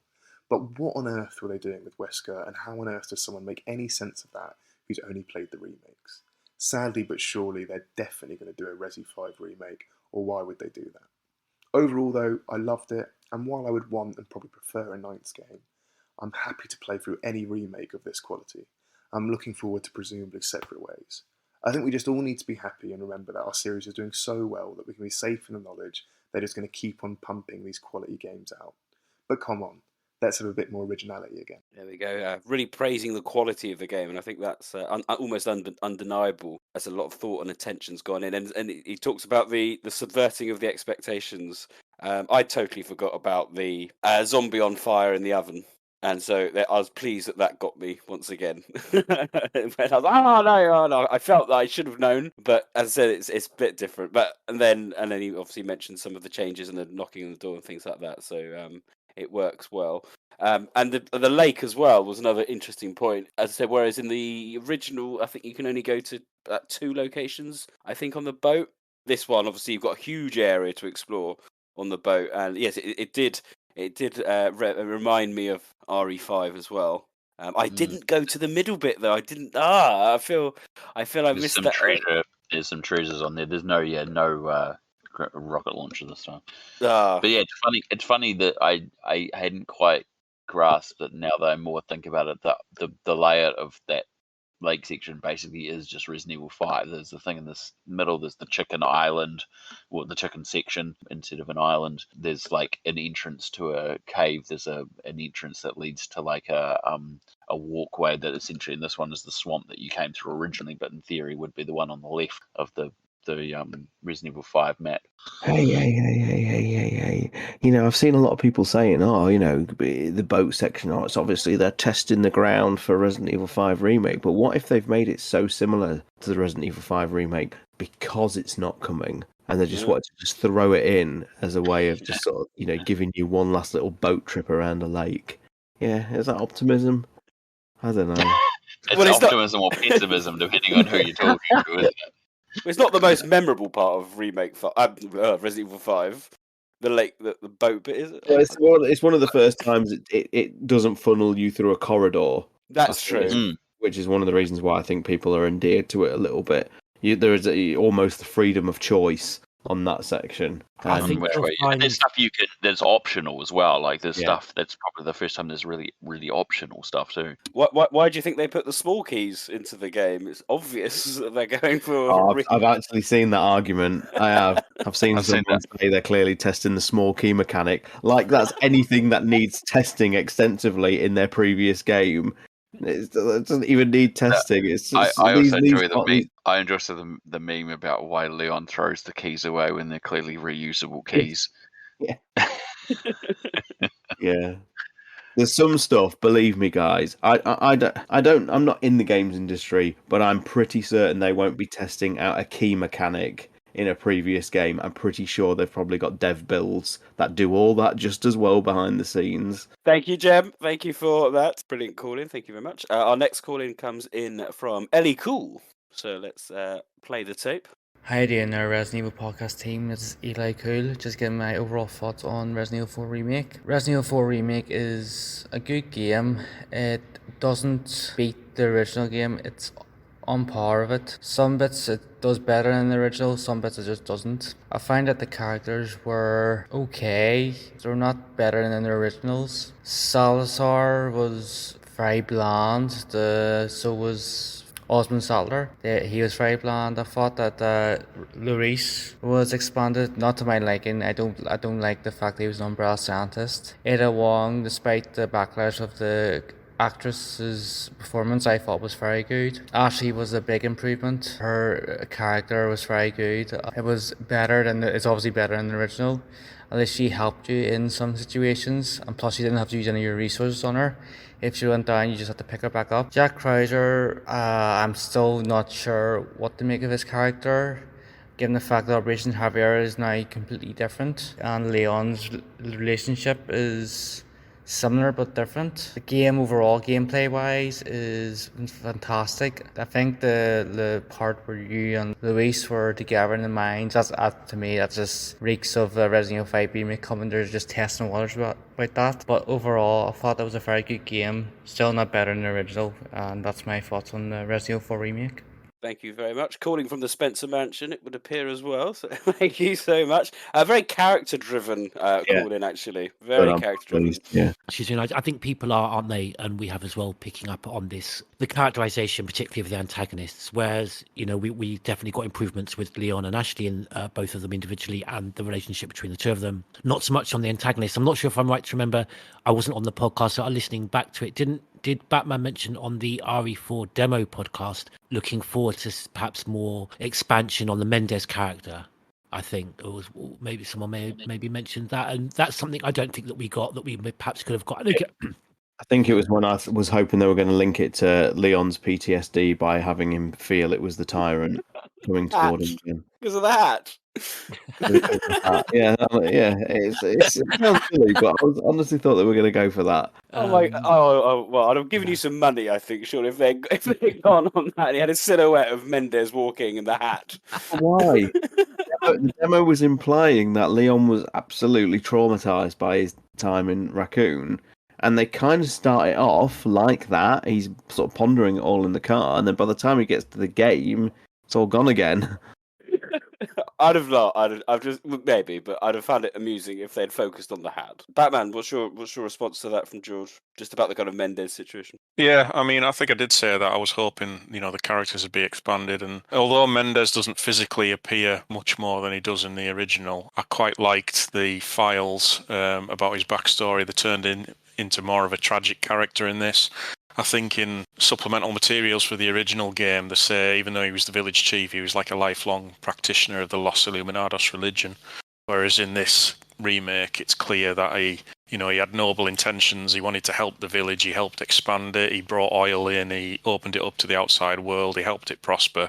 And then much like Salazar, he was brainwashed by the cult. So I quite liked that twist on his character. And in terms of his point about Sadler and Salazar being a bit more dull and not as memorable, I know we've already discussed that tonight, and that's true, but that's just a consequence of Capcom trying to make them a bit more grounded, I think. We'll talk about it more in the Law podcast, which will be our one next, but he wasn't a fan of the change to Lewis being an Umbrella employee. It's one of those, isn't it? It's a nice tie-in, but in some respects I can see where he's coming from, because it's kind of pointless, and it maybe just comes across as though it's been done for the sake of it. It's one of those. You're either going to like it or you're not. I know that sounds obvious, but I think my biggest problem with having Lewis be both connected to the village with his grandfather and also having him, be an ex-Umbrella scientist is it makes the universe feel very small. Like, that's a hell of a coincidence that the place where this Los Plagas outbreak is just happens to be a character that's not only connected to it, but he's also got ties to the greater lore, if you know what I mean. yes. But to counter that, I will say in the original, we're just not told anything about him at all. We've no idea who he works for or anything, and it was nice that they at least explained it this time round. But it didn't have to be. He didn't have to be a former Umbrella researcher, but I think we all suspected they were going to tie Umbrella into the village somehow. And I'm just glad it wasn't this huge major retcon of, the island being a former Umbrella lab, for example. I think it was nicely, it was subtly done. I actually was about to make a joke about that I liked the fact that Leon comments on the stolen Umbrella gear like it was raided from a closing facility. Yeah. I think the Ada debate's going to run for the rest of the year, and I think it's a 6 of one, half dozen of another kind of argument. I think, as much as I dramatically prefer the original Ada, I appreciate it's a trope, the sort of sexy femme fatale, flirty kind of spy, and the remake's just going in a completely different direction. And whether that's better or worse for people, I think is in the eye of the beholder. I don't think it's for any one of us to say the new direction they're taking her in is right or wrong. It's just different. Yeah, it's just different. Yeah. And I was going to say, and the same with Krauser as well. It's some people have kind of said the character's not the same, but it's like it's a direction they've chosen. maybe we shouldn't judge Ada too prematurely because we have only seen half a performance, really. We That's have to true, wait yeah. separate ways. Yes, absolutely. Thank you, Eli. Cool, very cool. Next call in comes in from Jedi Stud. So let's play the tape. Hello again, my friends from across the pond. This is Jedi Stud calling in with my thoughts on what is going on with Resident Evil remakes. Well, I, for one, am fully on board. Sign me up, bring them. Give me Resident Evil 1 remake in the RE engine. Give me Code Veronica. I will say, though, hard stop at Resident Evil 5. I did play 5. I liked it a lot. I played it a whole bunch, actually. Do not want to see that one remade. No thank you. It's not needed. The game wasn't good enough to warrant a remake. So, with the remakes, and for remake, I think they need to be done once they do Veronica and Resident Evil 1. I think Capcom knows that they could do it. I don't know if they know whether they should do it yet, at least. So if those happen, I think that 9 needs to happen. But where does the story go with 9? Does it continue off from Village? I hope not, because that's too far in the future. So Capcom, my friends, what is happening with Capcom? Are they just doing this for money? Is this a cash grab? Are they doing this for the fan base? What's really happening here? Thank you very much. What's interesting is I think it's a point that we've raised before in the podcast, because obviously that was a very remake general focus call-in. Where does it stop? And I think, and this is the problem, I think everyone has their own cut-off point in terms of remakes. I mean, mine possibly would have been after the first remake, but a lot of people have said, oh, two needed it because it was big, and then, oh, well, if you're doing 2, you got to do 3. You're like, fine. And then people said, that'll do, that's it. Just the Raccoon City incident, that's not up to date, if you like. And then, but some said, oh, you could do Outbreak, bring that up to speed. Now now people say, obviously you've got 4. And then, 5 is a no-go for Jedi Stud. Absolutely, perfectly fine. I mean, game doesn't deserve a remake, apparently. I 100% agree with him. I don't think it's good enough. But there we go. But as I said, it's that kind of thing, isn't it? Everyone has a completely different opinion on where the cut-off point is for a remake, what suits them.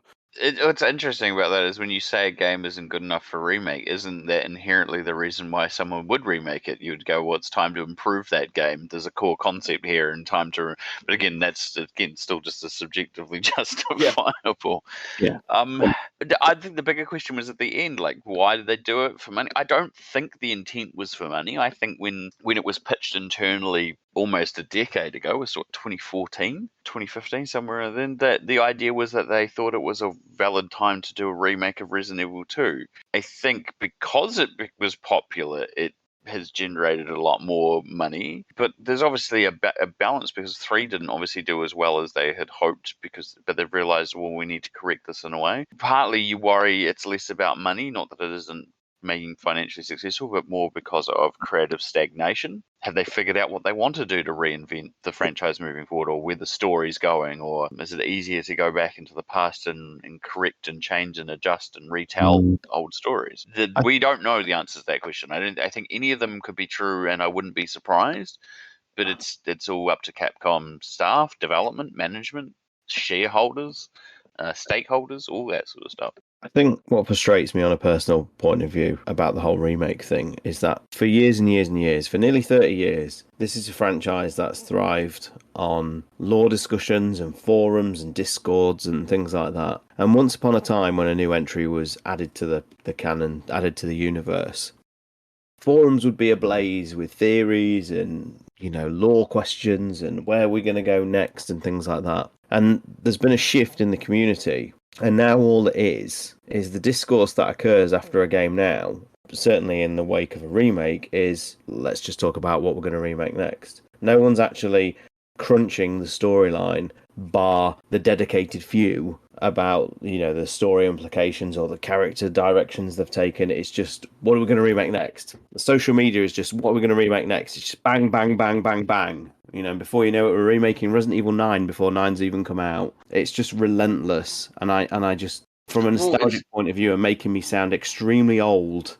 I just miss the times of when we used to just crunch the lore and talk about the characters and not just sit here wasting entire podcast episodes talking about what we're going to remake next. But how significant? How can I just quickly say, Rombie? How significant? Because I completely agree with Stars. How significant, though, to that is the demise of the forums and the massive explosion of Resident Evil fans expressing their opinions in very short, quick moments on places like Twitter and Instagram, as opposed to, like you say, discussing this in forums. And I've always said, you know, people are gonna, again, I'm gonna feel very old, but Discord, you know, we've got a fantastic, wonderful Discord community, and I think we've almost, I think you guys should be so proud of the way that the REP Discord has almost, to a certain extent, as much as Discord can allow, because I've, you know, again, sounding old, I've been a critic of Discord, but almost replicated that forum discussion. But I think the demise of the forums has very much played a part in what Stars laments.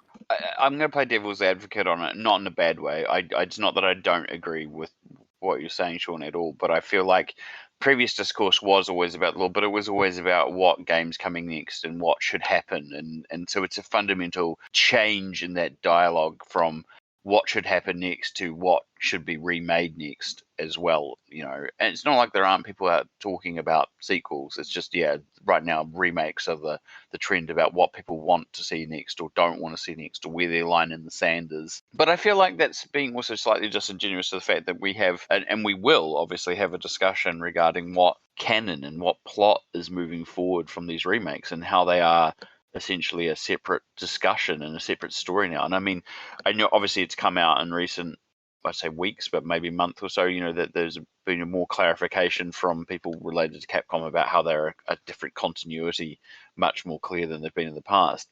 And I think that's born of the fact that you just, this version of Resident Evil 4 inherently just makes that the case. You can't deny it anymore that it is a completely different timeline of events. It is not the same. It's got same events happening, but there are just things that will just never line up. And Operation Javier is one of the very obvious ones straight off the bat here. So I think there's definitely there's meat to the bone to chew on. But I think it's whether or not people want to engage in that, or if they understand that yet, and George is right as well. The dynamic has definitely changed with social media. The way it's very homogenized, short points and short takes means that we don't have room for in-depth discussions like we did as much back in the day, where it was just forums and there wasn't a lot of social media, and it was very very different. But I think that's not inherently a bad thing either. It's just a tool. It's how we approach it. People can definitely create long form content on YouTube, or they can create dialogue discussions on Discords that are much longer and get into in-depth debates if they want. Again,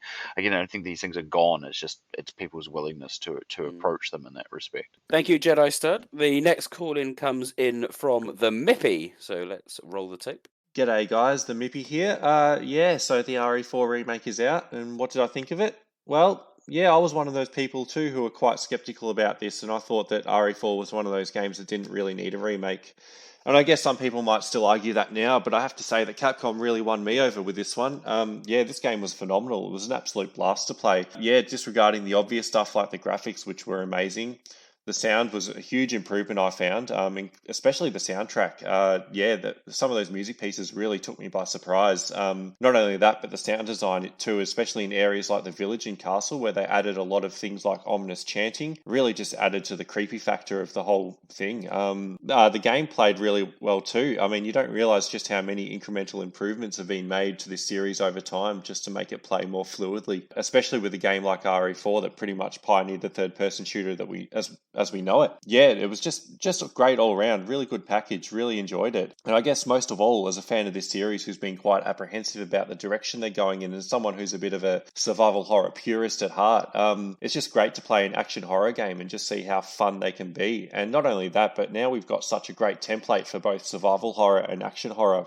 When you look at the RE2 remake and RE4 remake, Capcom have really struck gold here with the RE engine and how they've tailored these games to please pretty much all fans. There's a lot of overlap between the two now that I find that any game they make in the future, I think that any fan's going to be able to jump in and enjoy it. And it really makes me feel positive about the future of the series, because I think we could get both slower paced horror games and faster paced action games and just enjoy them all around. And look, if this remake train is going to continue, I really hope that they just stick to this level of quality and this level of dedication to the source material, just to, really make everyone happy. So, yeah, I really had a great time with this one, guys. Yeah, thank you. There we go. The Mippy there calling from down under. Thank you very much. Very much talking about the sound element and the soundtrack.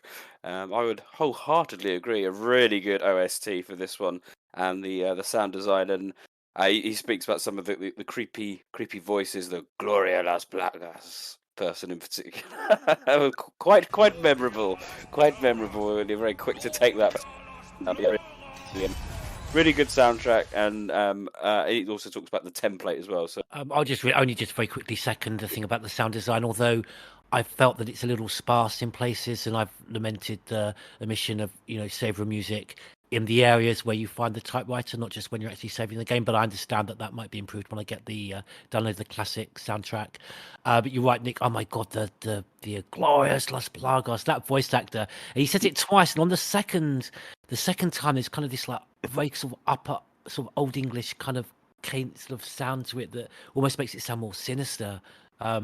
But yeah, just very sinister. That's what I was really hoping would come across from the original that I loved, was the kind of the chanting of the monks, and that really kind of amps up the tension, when you're coming into different locations where you're finding them. So yeah, sound design great. Perhaps I would have enjoyed, kind of maybe some more signature tracks in particular areas. That's fair. The 3D audio is industry leading, though. It does have to be said. They are ridiculously good at this now, Capcom. And it's been interesting to see the impact that has had on a design. Like the Dead Space remake is really focused on that sort of level of audio, and I'm pretty sure they would say that the remake in Capcom's work is probably a good inspiration for how that's working. So it's trend setting somewhere in the industry at least. thank you. Yeah, thank you very much, Mippy, for the call in. Very good. Our next calling comes in from Eric Jackson. Hey guys, Eric here with my short review of RE4. I didn't really enjoy playing it, but to understand why, how about some context? Few memories are more precious from the 90s than sitting on the floor while watching my dad play the original RE trilogy. Countless playthroughs were had, and on one day in 2005, I tried to play the original RE4. And after surviving the town square, I quietly shut off the game and muttered to myself, "Ha no, thank you." It was simply too stressful. Ironically, it wasn't until years later when my first playthrough would be the mobile version on my iPod. A travesty, I know, but I just found it less stressful to play, though I did eventually get back to the console version after many playthroughs of RE5. With that in mind, I am a lifelong fan of this franchise, and despite the glaring flaws of RE2 Make and 3 Make, I had a great time with those titles, lore concerns aside. But getting back to 4 Remake, it was too hard, which I wouldn't normally mark against a game. I love games like Dark Souls after all, but having not played the demo and trusting the new game advisement of hardcore if you've played the original, I foolishly dove into a hardcore run. The real bottleneck was my 15-ish deaths in the cabin. Nowhere else in the game was I forced to train the parry mechanic, and it almost made me start a new game on standard, but for like 5 minutes.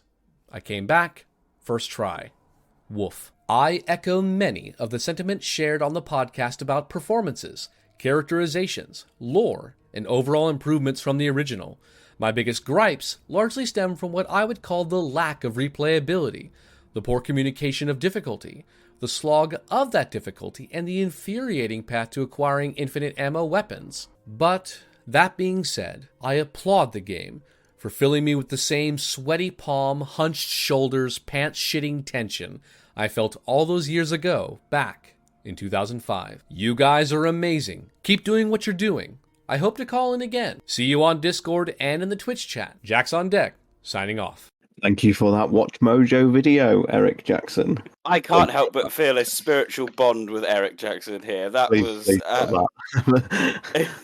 I feel Eric's like my American cousin. I mean, the similarities are striking. It's the game's too difficult. He plays the mobile version of a game, and he's that is uncanny Nick, actually. Yeah. And he sends in his first ever call-in to the podcast with backing music, which I believe if you go back and listen to the RPD dispatch, the first ever call-in I did also came with backing music. So for the Neptune backing music. So Eric. And I'm just going to get in. Sorry, I'm just going to get in on the family as well because I'm so delighted to have finally met the other iPod owner. the RV4 iPod. It used to, edition. it used to be on iPod, and then one day I woke up and it inexplicably been taken off. My condolences as well, Eric. I too was taken in by the for experienced players of the 2005 original or whatever it was, and then had a hard experience. They really did a number on people choosing hardcore first.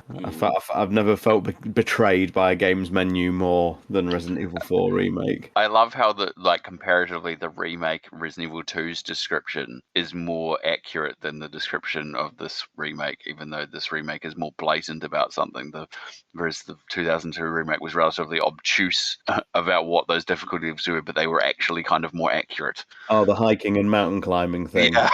Yeah, I love that. Yeah. Yes, there is a difficulty spike in this. It is easily the most challenging of all the remakes under the RE engine, and probably the hardest RE engine game to date. So It's rewarding, the way this has been going, I would say for some people, especially if you played the first time on hardcore, it might be one of the hardest games in the entire franchise. The way I've seen people discuss it, and including Sean, just places getting stuck.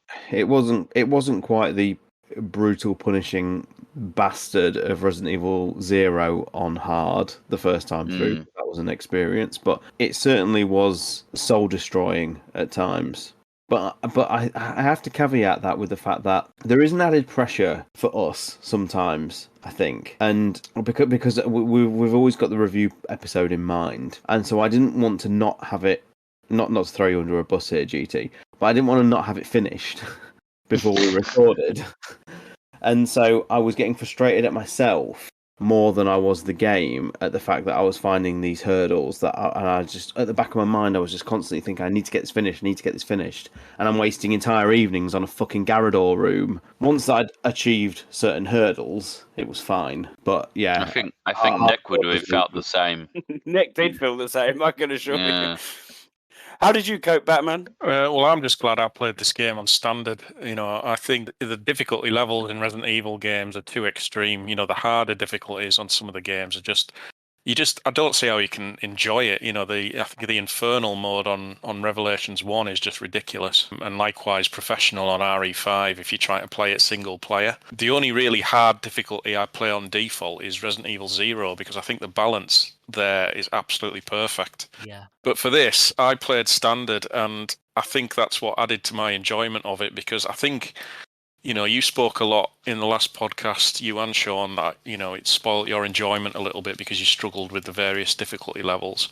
And I think, am I remembering right, Sean, it's happened to you a few times, because was it Village or RE7, your initial playthrough was spoilt because you couldn't get the VR set to work correctly or something? I can't really remember. It was 7 because I was so taken in by the fact that this was the first game in years where you had like a saving quantity. So by getting the tapes on Madhouse, I thought, I'm definitely going to do that first time, and I couldn't even get past the Mia fight. And I just remember being so bitter about the game. And as it happens now, RE7 is one of my favourite games in the series.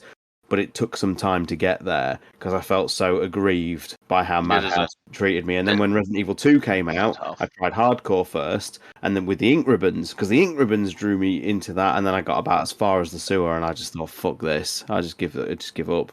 I'm not enjoying it. That's the problem. And that's really why I stuck with the standard mode, because I just didn't want something like that to happen on my first playthrough. And you can still create, high levels of tension. Fair enough, the bosses might not be quite as challenging or tense in that exact moment, but it doesn't matter if you're playing on easy or standard mode. If you've never been through this game before, you don't really know what's coming next, and you're 4.5 hours into it, and you've not died yet. That is tense because you want to keep that going. That's just totally ruined if you're in, like with previous caller said, you're stuck in the cabin section and you've died 16 times because you're just going to get pissed off with it. Yeah, very true. That's what I heard from both of these guys. Yeah. But There is the reward of perseverance, and I was very pleased with that. I guess that's the flip side of it, isn't it? That if you persevere and you feel like you've achieved and accomplished, then it's worth the effort. But in the moment, you don't feel that. You feel frustration and It's the Souls experience, this is why From Software games are not for everybody, because you will spend hours smashing your skull against a wall, probably 20, 30 times on a single boss, and there are moments where you sit there and go, "Why am I fucking doing this? I'm not even sure I'm enjoying it." And then the moment you do it, and you go, "Fucking yes!" and it's the best experience ever. Thank you, Eric. Our next call-in comes in from regular call-in contributor, Ploppy. Roll the tape. Hi, Ploppy54 here. What can I say in 2 minutes that hasn't been said already? Well, for me personally, I hate the original Resident Evil 4. I hate that it moved away from survival horror and went more survival action. I hate that they changed Leon from being a down-to-earth rookie cop, just trying to survive, into a wisecracking superhero. I hate the city stone statue chase. So I'm pleased to say that I actually love the remake of Resident Evil 4. Leon is such a better character. He still has his quips, but it's not as forced. Your hand comes right off. I mean, come on, please. The atmosphere is brilliant. The quick organisation of the attaché case was a great idea, and Ashley is vastly improved. The only thing I prefer is the original Ada, and no, that's nothing to do with the voice actor. I have to disagree with Stars when he says that we need answers about her. The OG Ada is mysterious, and small details about her life are much better than finding out her real name is Brenda and she collects strange-smelling cheese. The remake Ada just doesn't have that same air of mystery about her, and after turning up in Remake 2 wearing a trench coat and sunglasses, she might as well have had a sign that said, "I am a spy." But above all that, they took the stone statue chase out, so it's an instant win for me. collecting the Gouda and the Brie plus the blue cheese vintage. See, we must not ask the right questions. It will be Brenda. Brenda, yes, I like that. Brenda Wong. But that is true though, because not many people know this. Because in the RE3 epilogue, I think you can correct me if I'm wrong, Batman, it is revealed that Ada Wong is not her real name. Correct. It's kind of been retconned though now, hasn't it? That because she's just embraced it. Hello. Yeah. Hello. Oh, GT, you've thrown what I was going to fucking say. Jesus, what was I going to say? Oh, bastard. He didn't like it. Sorry. Who's got? Yeah, sorry. Another classic interruption by GT.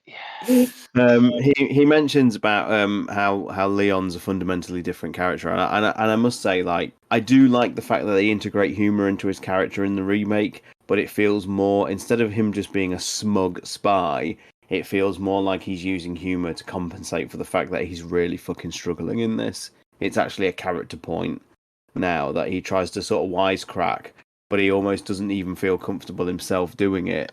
It feels like, I say, he's compensating for his drama and trauma, and I think it's really good. I think Nick plays it really well. I think Nick plays this Leon very well. It must be said. It's dour and it's quite dry, but I think it suits where this iteration of Leon is in his life. And it doesn't stick out like a sore thumb when you compare the other stories that are around this game as much as the original does now. Now the Vendetta version seems the most outlandish. Oh yeah,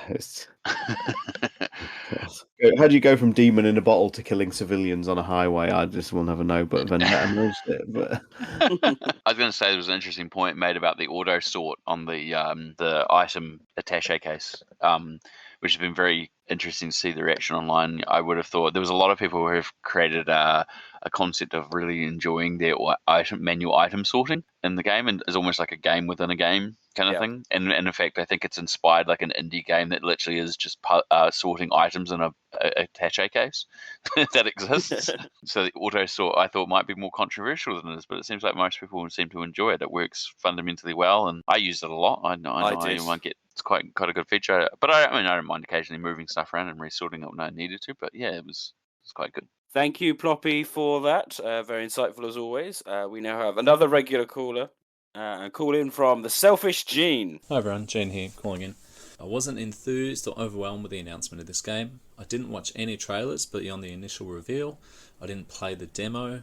I wasn't overly impressed with Village, and I thought the systems that it brought in from the original RE4 were kind of half-assed, and I was a bit worried that they wouldn't execute too well. I fully intended to get this game in a few months' time, when I have a bit more time in my personal life to play it. But I was out shopping, and some shop stuff were really good to me, so I bought it on the spot. And I've beaten it once, and I had a whole lot of fun. I think that the new systems like the spinel currency are really good.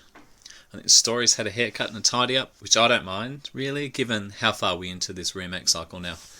I did a really orthodox playthrough, relying on my favourite guns from the original and not trying any of the attached cases or charms. And I'm really looking forward to my next playthroughs with completely different loadouts when I get a bit more time. The only minor criticism I have of it is that it's not as cool as the original. And it's not even really a bad thing, it's just my personal taste. So as dated as QuickTimes feel today, that original Krauser fight will always be 100 times cooler than sort of me clumsily plugging away at him in a gameplay knife fight. But a straight up cutscene without the QTEs would kind of suck today. So the original was made by a large team, but it feels more like visionary, like an auteur's vision, whereas this feels a bit more made by committee to be a crowd pleaser, and it does really please. I like it a whole lot. It's hard to describe, but I guess the best way I can try is that the original doesn't feel like style over substance, but maybe that style is equally as important as substance, and this new edition has just dialed the style back a little bit. But like the original, it's built on rock-solid gameplay. And it's kind of interesting with the development of the original RE4. Devil May Cry was all too action and stylish, and there was something called a stylish build once upon a time. It's taken me 20 years almost later to playing this version of the game where I think there's a bit less style to kind of appreciate what the original intention and vision was all the way back in 2005. Okay, hasta luego. Thank you, Gene. A really interesting comment. A couple of points I wanted to pick up on. Talk about the cut. We haven't really talked about the QTEs or lack of QTEs. Gene's really focusing on almost like Mikami's vision, if you like, of the original Resident Evil 4, and he sees evidence of that being pushed through, and says this perhaps a bit more by the numbers. A bit more, as he says, committee based, and it's taken him 20 years to appreciate what they were going for with the original RE4. I found that fascinating. Well, the thing about that is that when they were going to make the original, it was supposed to be Resident Evil 3, and the Resident Evil 3 we got was obviously not going to be 3, and Mikami gave Kamiya basically open season on it. He said, you turn it into something that you want to make. I don't mind, as long as it's within the franchise, you do it. And of course, eventually he made something that was too much. It moved too much away from what was intended, and that's where it became Devil May Cry. And so it is very interesting to go, well, 5 was still restrained compared to Devil May Cry as far as like action goes, but then this is even more restrained than that version. So yeah. But I mean, the point also is that at the time that version of 4 that Mikami was making was he wanted a system change. He knew that it was time for the game to be reinvented. So it was intentional. A lot of his design things, including the simplistic story, that was part of the design concept as well. Is that in order to reboot the game, you keep the story as bare bones and as removed from the main franchise as you could at the time, just because it was an easier way to tell a story. So yeah, it's interesting that this kind of both only goes back on the action, but also has now got 17 years of canon to pick and choose from if it wanted to tie itself in, and it does in some respects, stuff like RVA, Operation RVA and stuff like that. But then it does a version of its own. So I find it at that point where you start wondering, why would you even mention it? It could have just been something else. I've never heard anyone, this is definitely a thing from your part of the world, Rob, never heard anyone describe the streamlining of a story as a haircut and a tidy up. Yeah, haircut and a trim, or a haircut and a that is a colloquialism, I would say. Is very it's wonderful. Down this way. Need something to be tidied up. Yeah, give it a haircut and it's like a people would say a glow up or a gloss up, something like that. Like the same idea. Well, you might a glow up. Nick, you still think that me and Gene sound the same? Is that you're trying to say that I just did that call in, and that's why I just wanted to get that expression in there? Oh dear. Batman, do you lament the passing of the QTEs, or is it about a time in the development, when QTEs were all the rage? Yeah, it was very much a product of the time, wasn't it? It was such a sense. You got such of a sense of achievement when you beat the Krauser fight, in 2005. But yeah, it definitely wouldn't work by today's standards. And I think what they did instead by making it a live fight, again, initially I was a little bit skeptical of how it was going to work, but I thought it turned out perfectly fine in the end. Happy with what they did. That's a very interesting thing too to think about. That I remember a lot of people saying in that era, especially 4 and 5, was like cutscenes where they couldn't put the controller down because they didn't know when there was going to be a quick time event. That's at least the difference here. You can watch a cutscene and enjoy it, and then the gameplay is the gameplay. You are actually engaged in it. Considering they made that their proof of concept, they've said, if they got that up and running as a fight, knew that they could. That would basically was the catalyst for confirming that they could do the remake the way they wanted to. And the parry mechanic obviously came from that. Thank you, Gene, for your call-in. Always appreciated. Our next call-in comes in from Nemesis T-Type himself. Hello to everyone at the Resident Evil podcast. Nemesis T-Type here, long-time listener, first-time caller. Been listening to the podcast since 2017, so thank you to everyone for all of your hard work over the years. My introduction to Resident Evil was in the summer of 2000 with the original Resident Evil 3 Nemesis, and it's still my favorite entry in the series to this day. As far as RE4 is concerned, I played the OG back in the day on PS2, and I'm currently playing the remake on PS5. Overall, my thoughts on the game are that I believe it was a fantastic effort of passion and a bold choice on Capcom's part, and I would humbly submit that I believe they pulled it off. The character development this time around was fantastic, and they're much more fleshed out. Perfect example being Krauser. Granted, in typical Capcom fashion, they inexplicably retconned Operation Javier, but I'm not surprised. My favorite moments of the game were the battle with Krauser, the battle with Verdugo, and my time spent with the Merchant. It may be an unpopular opinion, but the Merchant is my favorite character of the RE4 remake. And yes, I believe he is a character. He does not have his own specific backstory, but he is indeed a character. And my time spent at the Merchant Station was some of my favorite moments in the whole series. The soundtrack this time around is absolutely fantastic. It's brilliant, although I am disheartened that you cannot listen to that music at the typewriter and Merchant Stations. If you do activate the original OG soundtrack, you can hear the original Serenity soundtrack playing in the environment, so I do take solace in that. Overall, the game was absolutely fantastic, and I think there's much more praise to give than criticism, and I think it was a commendable effort. And much like it was said on the last episode of the podcast, you simply run out of superlatives to describe this game. And I do think it stands side by side with the original. So well done to Capcom. And I will leave you guys with this. My opinion of Capcom's attitude towards the Remake 4 can be summed up in a quote from the Merchant. "This type of work, stranger, requires finesse. A little bit goes a long way. You'll see." Gun rhymes with fun for a reason, stranger. I always like the bit when you come in and he's basically lamenting the fact that it's the end of his break because you've turned up. Yes. Yes. A little bit for everyone in that call in, I think. Just again, we'll touch on another next episode. But Batman, he mentions about the retcon of Operation Javier. Perhaps if people aren't aware, what seems to be the big change between Operation Javier in Darkside Chronicles to the information we get in the remake. From what Remake tells us, it's now no longer a mission that just features Leon and Krauser. It now includes a squad of US soldiers that Krauser was responsible for, and the US government has basically abandoned them to die.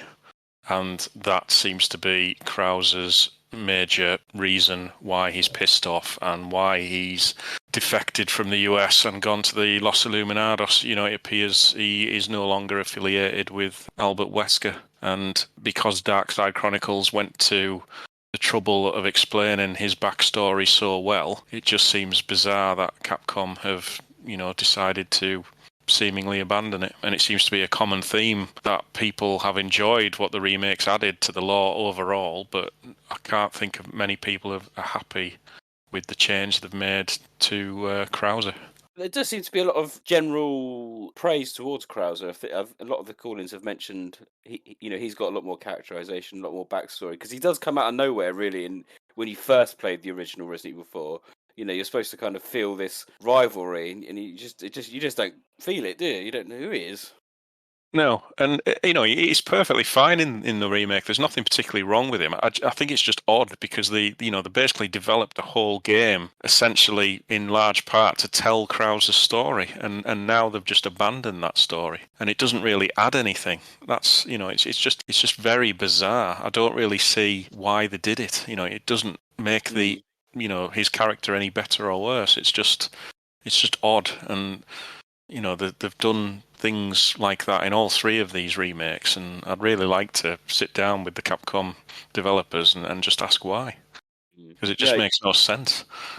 You're right. It's kind of like Survivor kind of got remade in Remake 3, didn't it? With the kind of TyranT tank and the TyranT room and things like that. Yeah, it's just weird. I don't get it. Krauser could have kept his backstory and still been pissed off with Leon and referenced, the events of Darkside Chronicles in dialogue while he's fighting Leon. I don't really understand why they've changed it. I can only assume Capcom, like you say, are trying to streamline the series a little bit, and they've kept the details vague for people who have not necessarily played Darkside Chronicles or Operation Javier. Thank you, Nemesis T-Type, for that. Our next call in comes in from a previous guest, actually, if he's been on before, Yoke. So let's roll Yoke's tape. Hey everyone, Yoke here. Oh my god, I want to say I love this game. I absolutely adore it. I have to replay the original to see if it's even on the same level, but it's close. Oh man, it's close. I went into this game pretty much knowing hardly anything because I've been so disappointed with the past remakes that I'm probably going to be disappointed at this, so I shouldn't even bother looking up anything. I didn't even watch the last couple trailers or even play the demo. But oh man, this is so good. And honestly, the worst part of this game, it highlights why Resident Evil 3 remake is so bad. Why is it that bad? Why couldn't they have done this with the other remakes? Oh my god. And the only other real hangups I have is are little nitpicks. That's really it. Just really small little nitpicks. And that's the voice acting. I don't care too much for the voice acting, but it's whatever. And I hate that I have to also add this, but if you're one of the people that were harassing some of the voice actors, and I'm going to censor myself because I know y'all don't like it when I cuss, but I'm going to use a British cuss word. You're a wanker if you do harass people online. You just need to leave. Get out of here. And the other thing is I don't care too much for the boss fights. I feel like they're either too quick or they get too kind of ridiculous. For example, Sadler's last form where he turns into a Devil May Cry boss. I did not like that change at all. I do want to touch upon one thing that Sean said last podcast about not really seeing Leon's trauma and stuff like that. For me, my interpretation, not saying you're wrong, I felt like he did change throughout this game. It's kind of interesting because for me, at the very start of the game, he is cold, he is distant, he's not really doing a whole lot of quips. He's really an asshole towards Ashley, but later on as the game goes through, he is being more friendly towards her. To me, in my interpretation of it, is he's becoming more open towards people and not cold and distant because he doesn't want to lose anybody else. He doesn't want to go through that pain. And I feel like this isn't a game of him becoming a better person because you can't go through trauma to get better at your previous trauma. I don't think that's how that works personally. But I feel like this is him confronting it. It does make me sad that we never see him actually get better, but I think it does make him more tragic in the fact that he can't get it any better because we've seen him later on in the games. Because especially during the Krauser boss fight when he looks at the knife, to me it looks like he's looking at his older or younger self, and it makes it even more sad in a way that Leon is absolutely a damaged human being. Completely through and through, and he will never get better. But I really liked it. Play it. Awesome. Thank you, Yoke, for that call in. Really, again, something I don't think we spoke about too much, or as much as perhaps I would have liked in the last podcast, just about Leon's development. And obviously, he's picked up on what you said in the last podcast, Sean, and thinks that whilst perhaps Ashley's development is a little bit more obvious. She really hesitates, doesn't she, coming out of the church window? It's a really slow scene. You go, oh, not sure about this, but by the end, she's like, "I'm going to become an agent." It's perhaps a bit more obvious, but there, Yoke was of the view that there is that development with Leon, and it's something perhaps it did slip under my radar a bit. He is quite abrasive, and then he does turn a bit supportive towards the end. Now they've essentially revised his character, as we've talked about in the remake, and you don't get this outlandish, bonkers superhero variant that you got in the original 4. His arc, Leon's arc through this series, is dour. And it starts with him being, like you say, abrasive to Ashley, and he does warm to her. But at the end of the day, he's still a professional with a job to do. And that resonates all the way through to the end. And you don't even get, like, the light moment of Ashley asking about Ada in this game. It's just laser focus to get Ashley home. And then after this, he just continues down this downward slope. I mean, whereas Chris kind of goes on to be a hero and is widely celebrated, and obviously he has his own traumas that he has to face in Resident Evil 6, he then gets straight back on the saddle in 7 and Village. Leon's just in a really bad place, and it's going to be interesting to see what Death Island does with him now, because last we saw him, he was basically having Chris's arc in Vendetta, and, you know, with what Vendetta does, it makes you wonder whether him and Jill are going to maybe share some traumas or something, and in that is where hopefully Death Island will build on the Leon that we've just seen. We know that they'd like to try and connect in some ways with like Degeneration Damnation, the current CGI thing with the game that's about to be released, and it would be maybe interesting to see if there is some sort of correlation in Leon's character with the Resident Evil 4 remake just coming out like 2 or 3 months prior to Death Island, whether they'll incorporate some of the revised approach to his character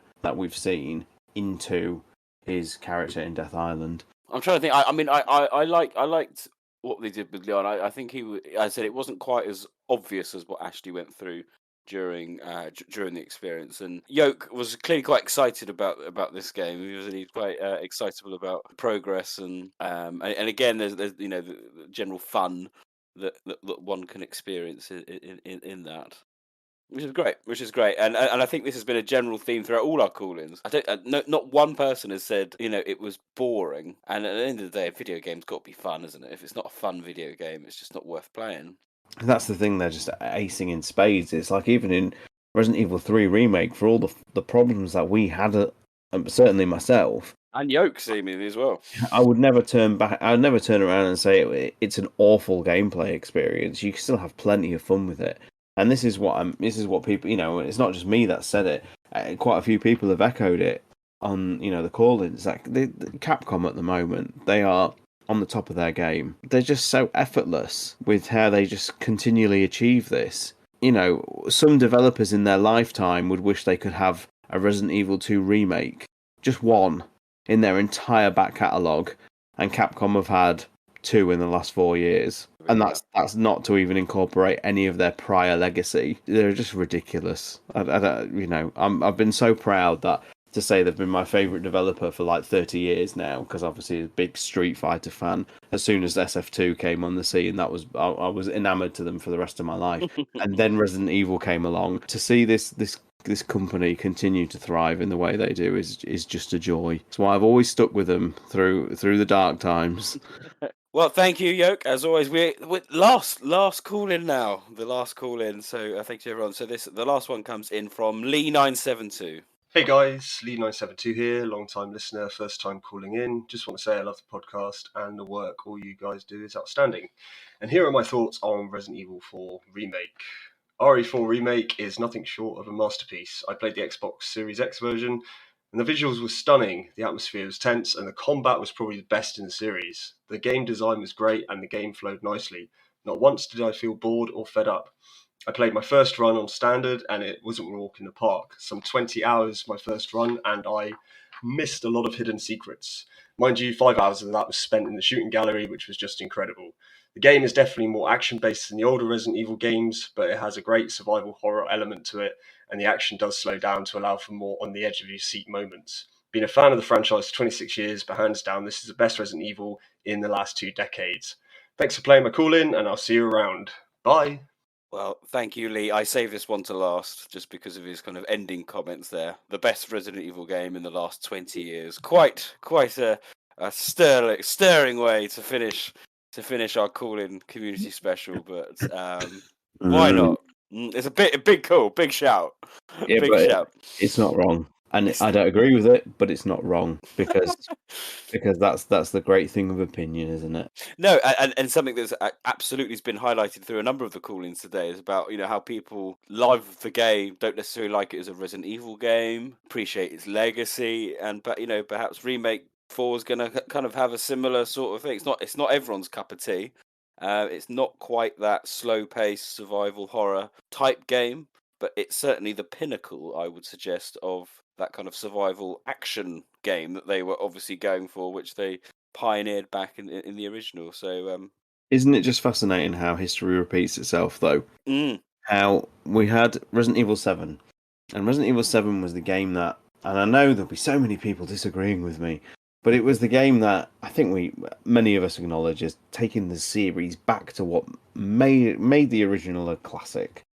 Skulking around an old house with themed keys and save rooms and item boxes and stuff like that. You might not like the Chainsaw Massacre aesthetic and things, but the fundamentals in terms of gameplay were there. Yeah. Even down to like the ECG on your arm, it was there. And then Resident Evil 2 built on that, and in this case, the remake of Resident Evil 2 built on that, whilst also having a slight lean into sort of more action based. Because it does have slightly more outlandish set pieces. And then Resident Evil 3 comes along, and the original Resident Evil 3 was more action-packed to what the previous twos were.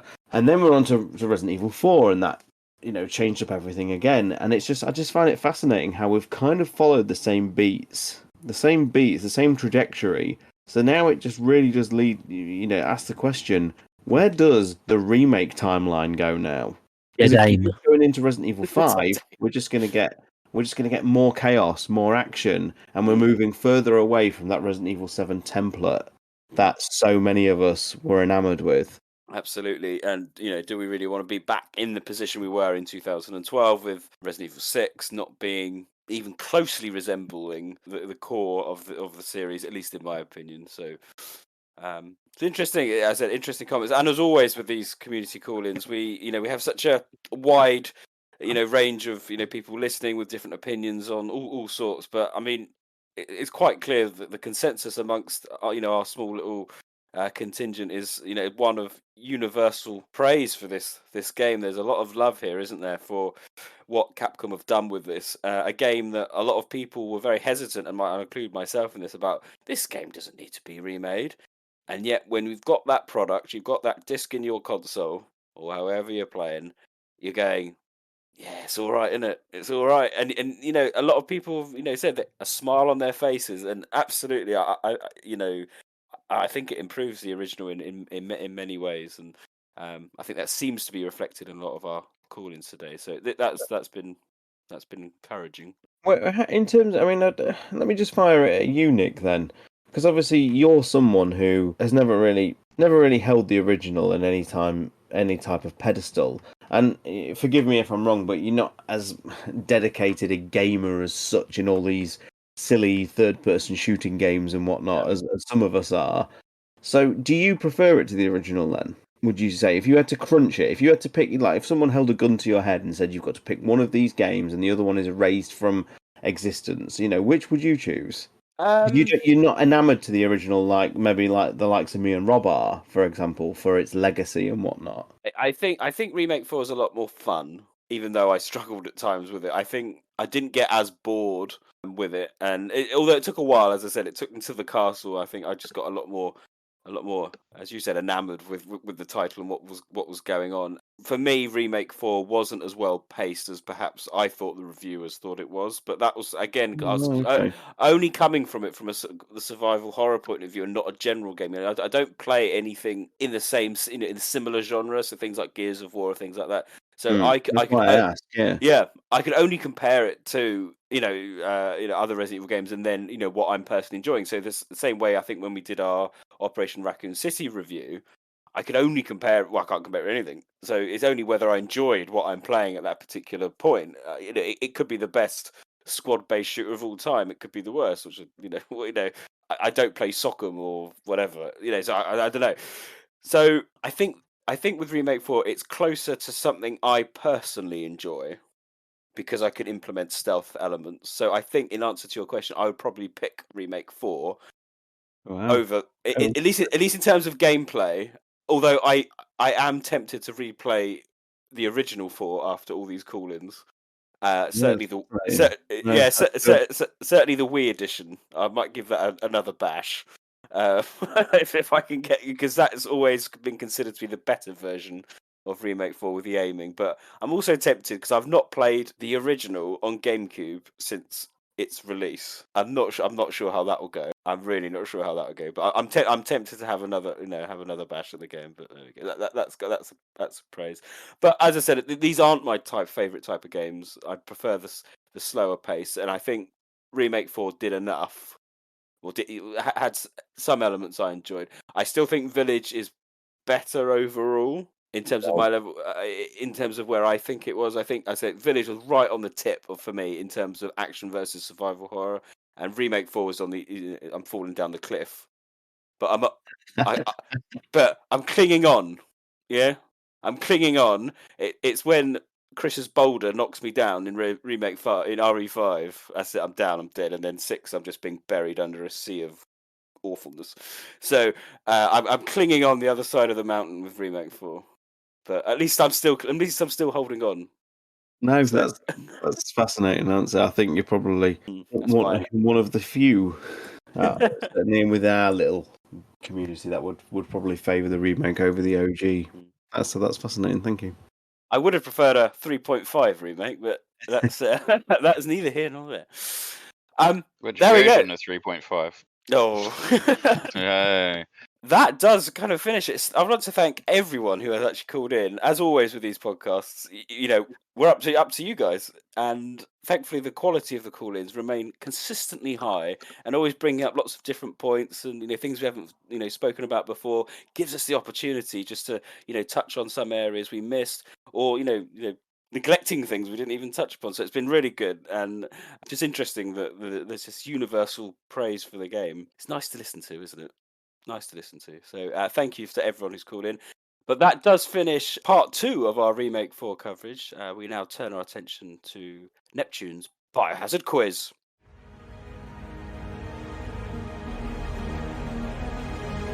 Do you know your G virus from your C virus? And your Jabberwock from your Bandersnatch? Or perhaps the number of bombs that appear on the Made in Heaven vest?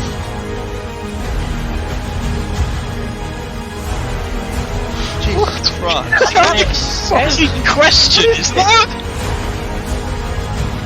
I'm getting a big fatty eye this week.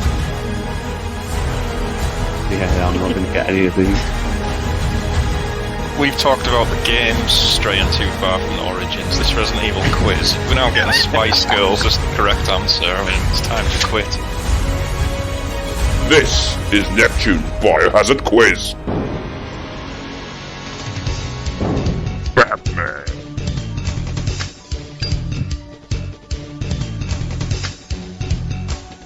Stars TyranT. George Trevor. Rombie Mr. Spencer.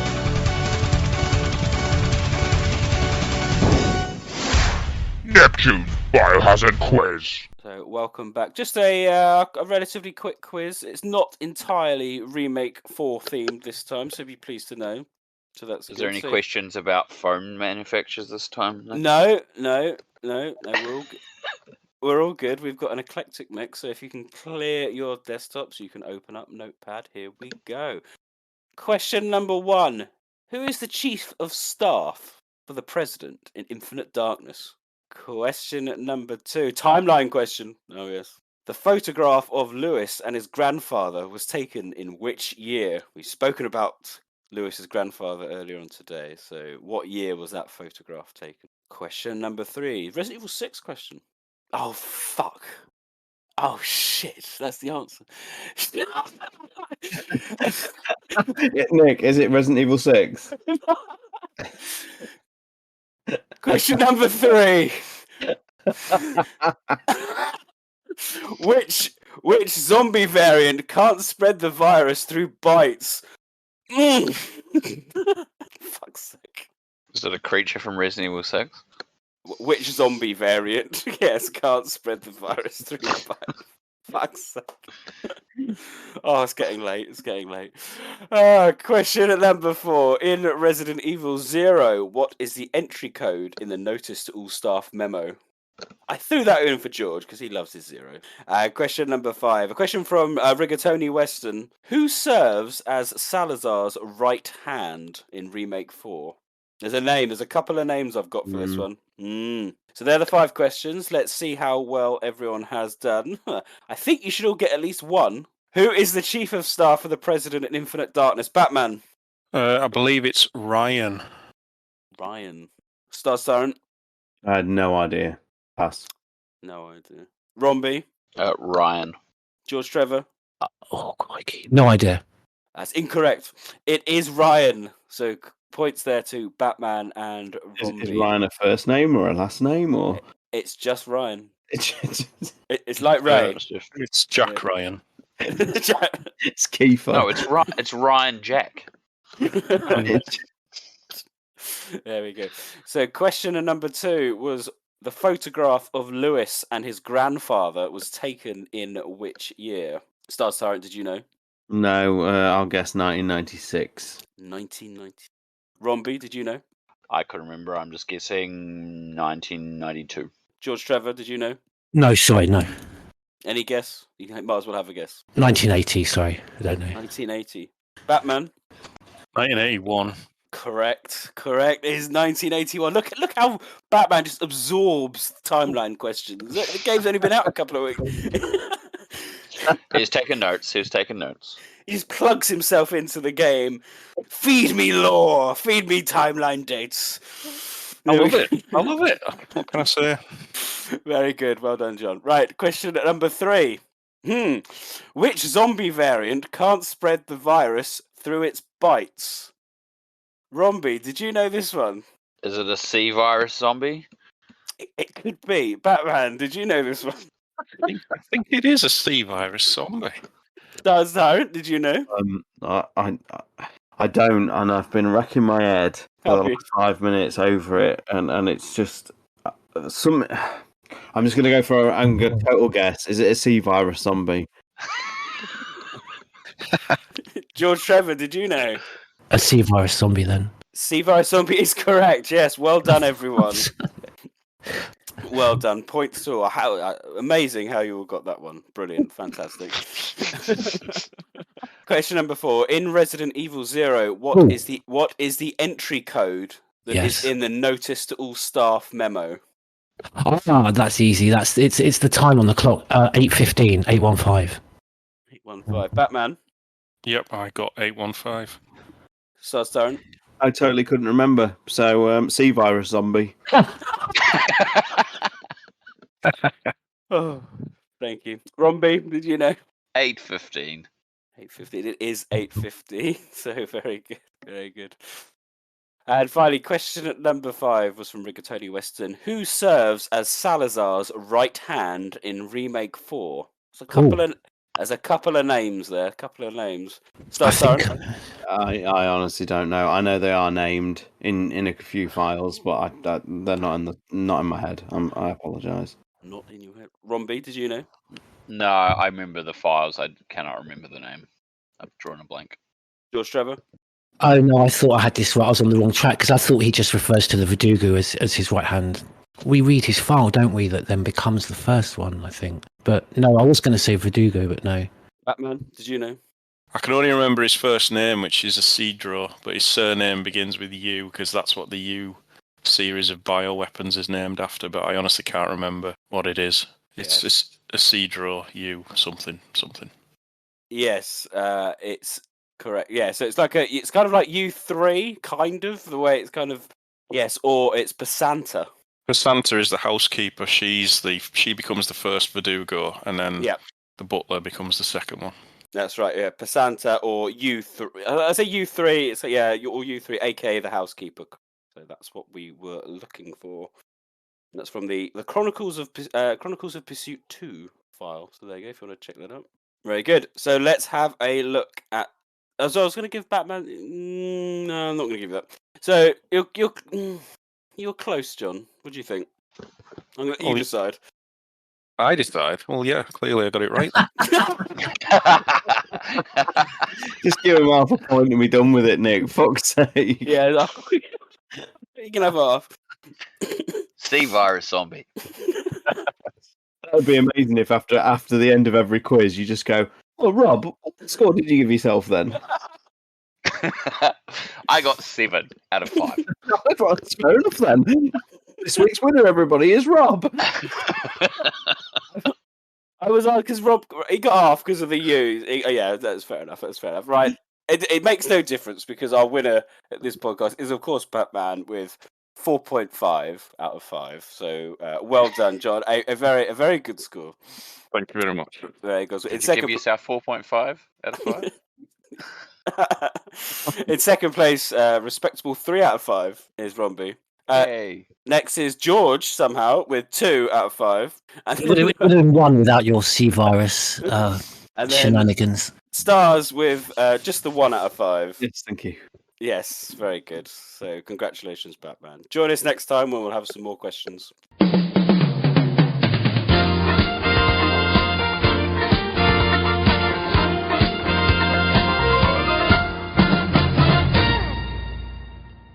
So we are rapidly approaching the end of the podcast. Coming up next, as we've teased throughout the last 2 podcasts, will be our final look at Remake 4. This time's going to be a bit more lore-focused. So we're going to look at some of the changes that they've made, how it all fits in with the timeline, and probably a big discussion on the continuity of these remakes. We have a bit more context now, seemingly, about where these remakes fit in terms of the timeline, if they do at all. So we're going to have a deep dive into that particular aspect, as some of the call-ins have said. A lot of people are looking forward to us examining where we are, the state of the franchise, something we seemingly do quite a lot now, but that's going to be something to look forward to in the near future. So I'd like to thank again everyone for calling in. We can't do this particular podcast without you, so thank you very much. It's goodbye from me, Neptune. Goodbye from me, Batman. Goodbye from me, Stars Tyrant. Goodbye from me, George Trevor. And goodbye from me, Rombie. I fought a war and I learned how to win. But how do you fight when the enemy's within?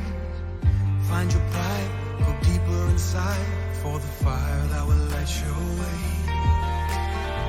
The ones you trust can one day betray. You're the hunter and then you're the prey. You pay the cost, it all feels lost. Then you hear a voice inside you say,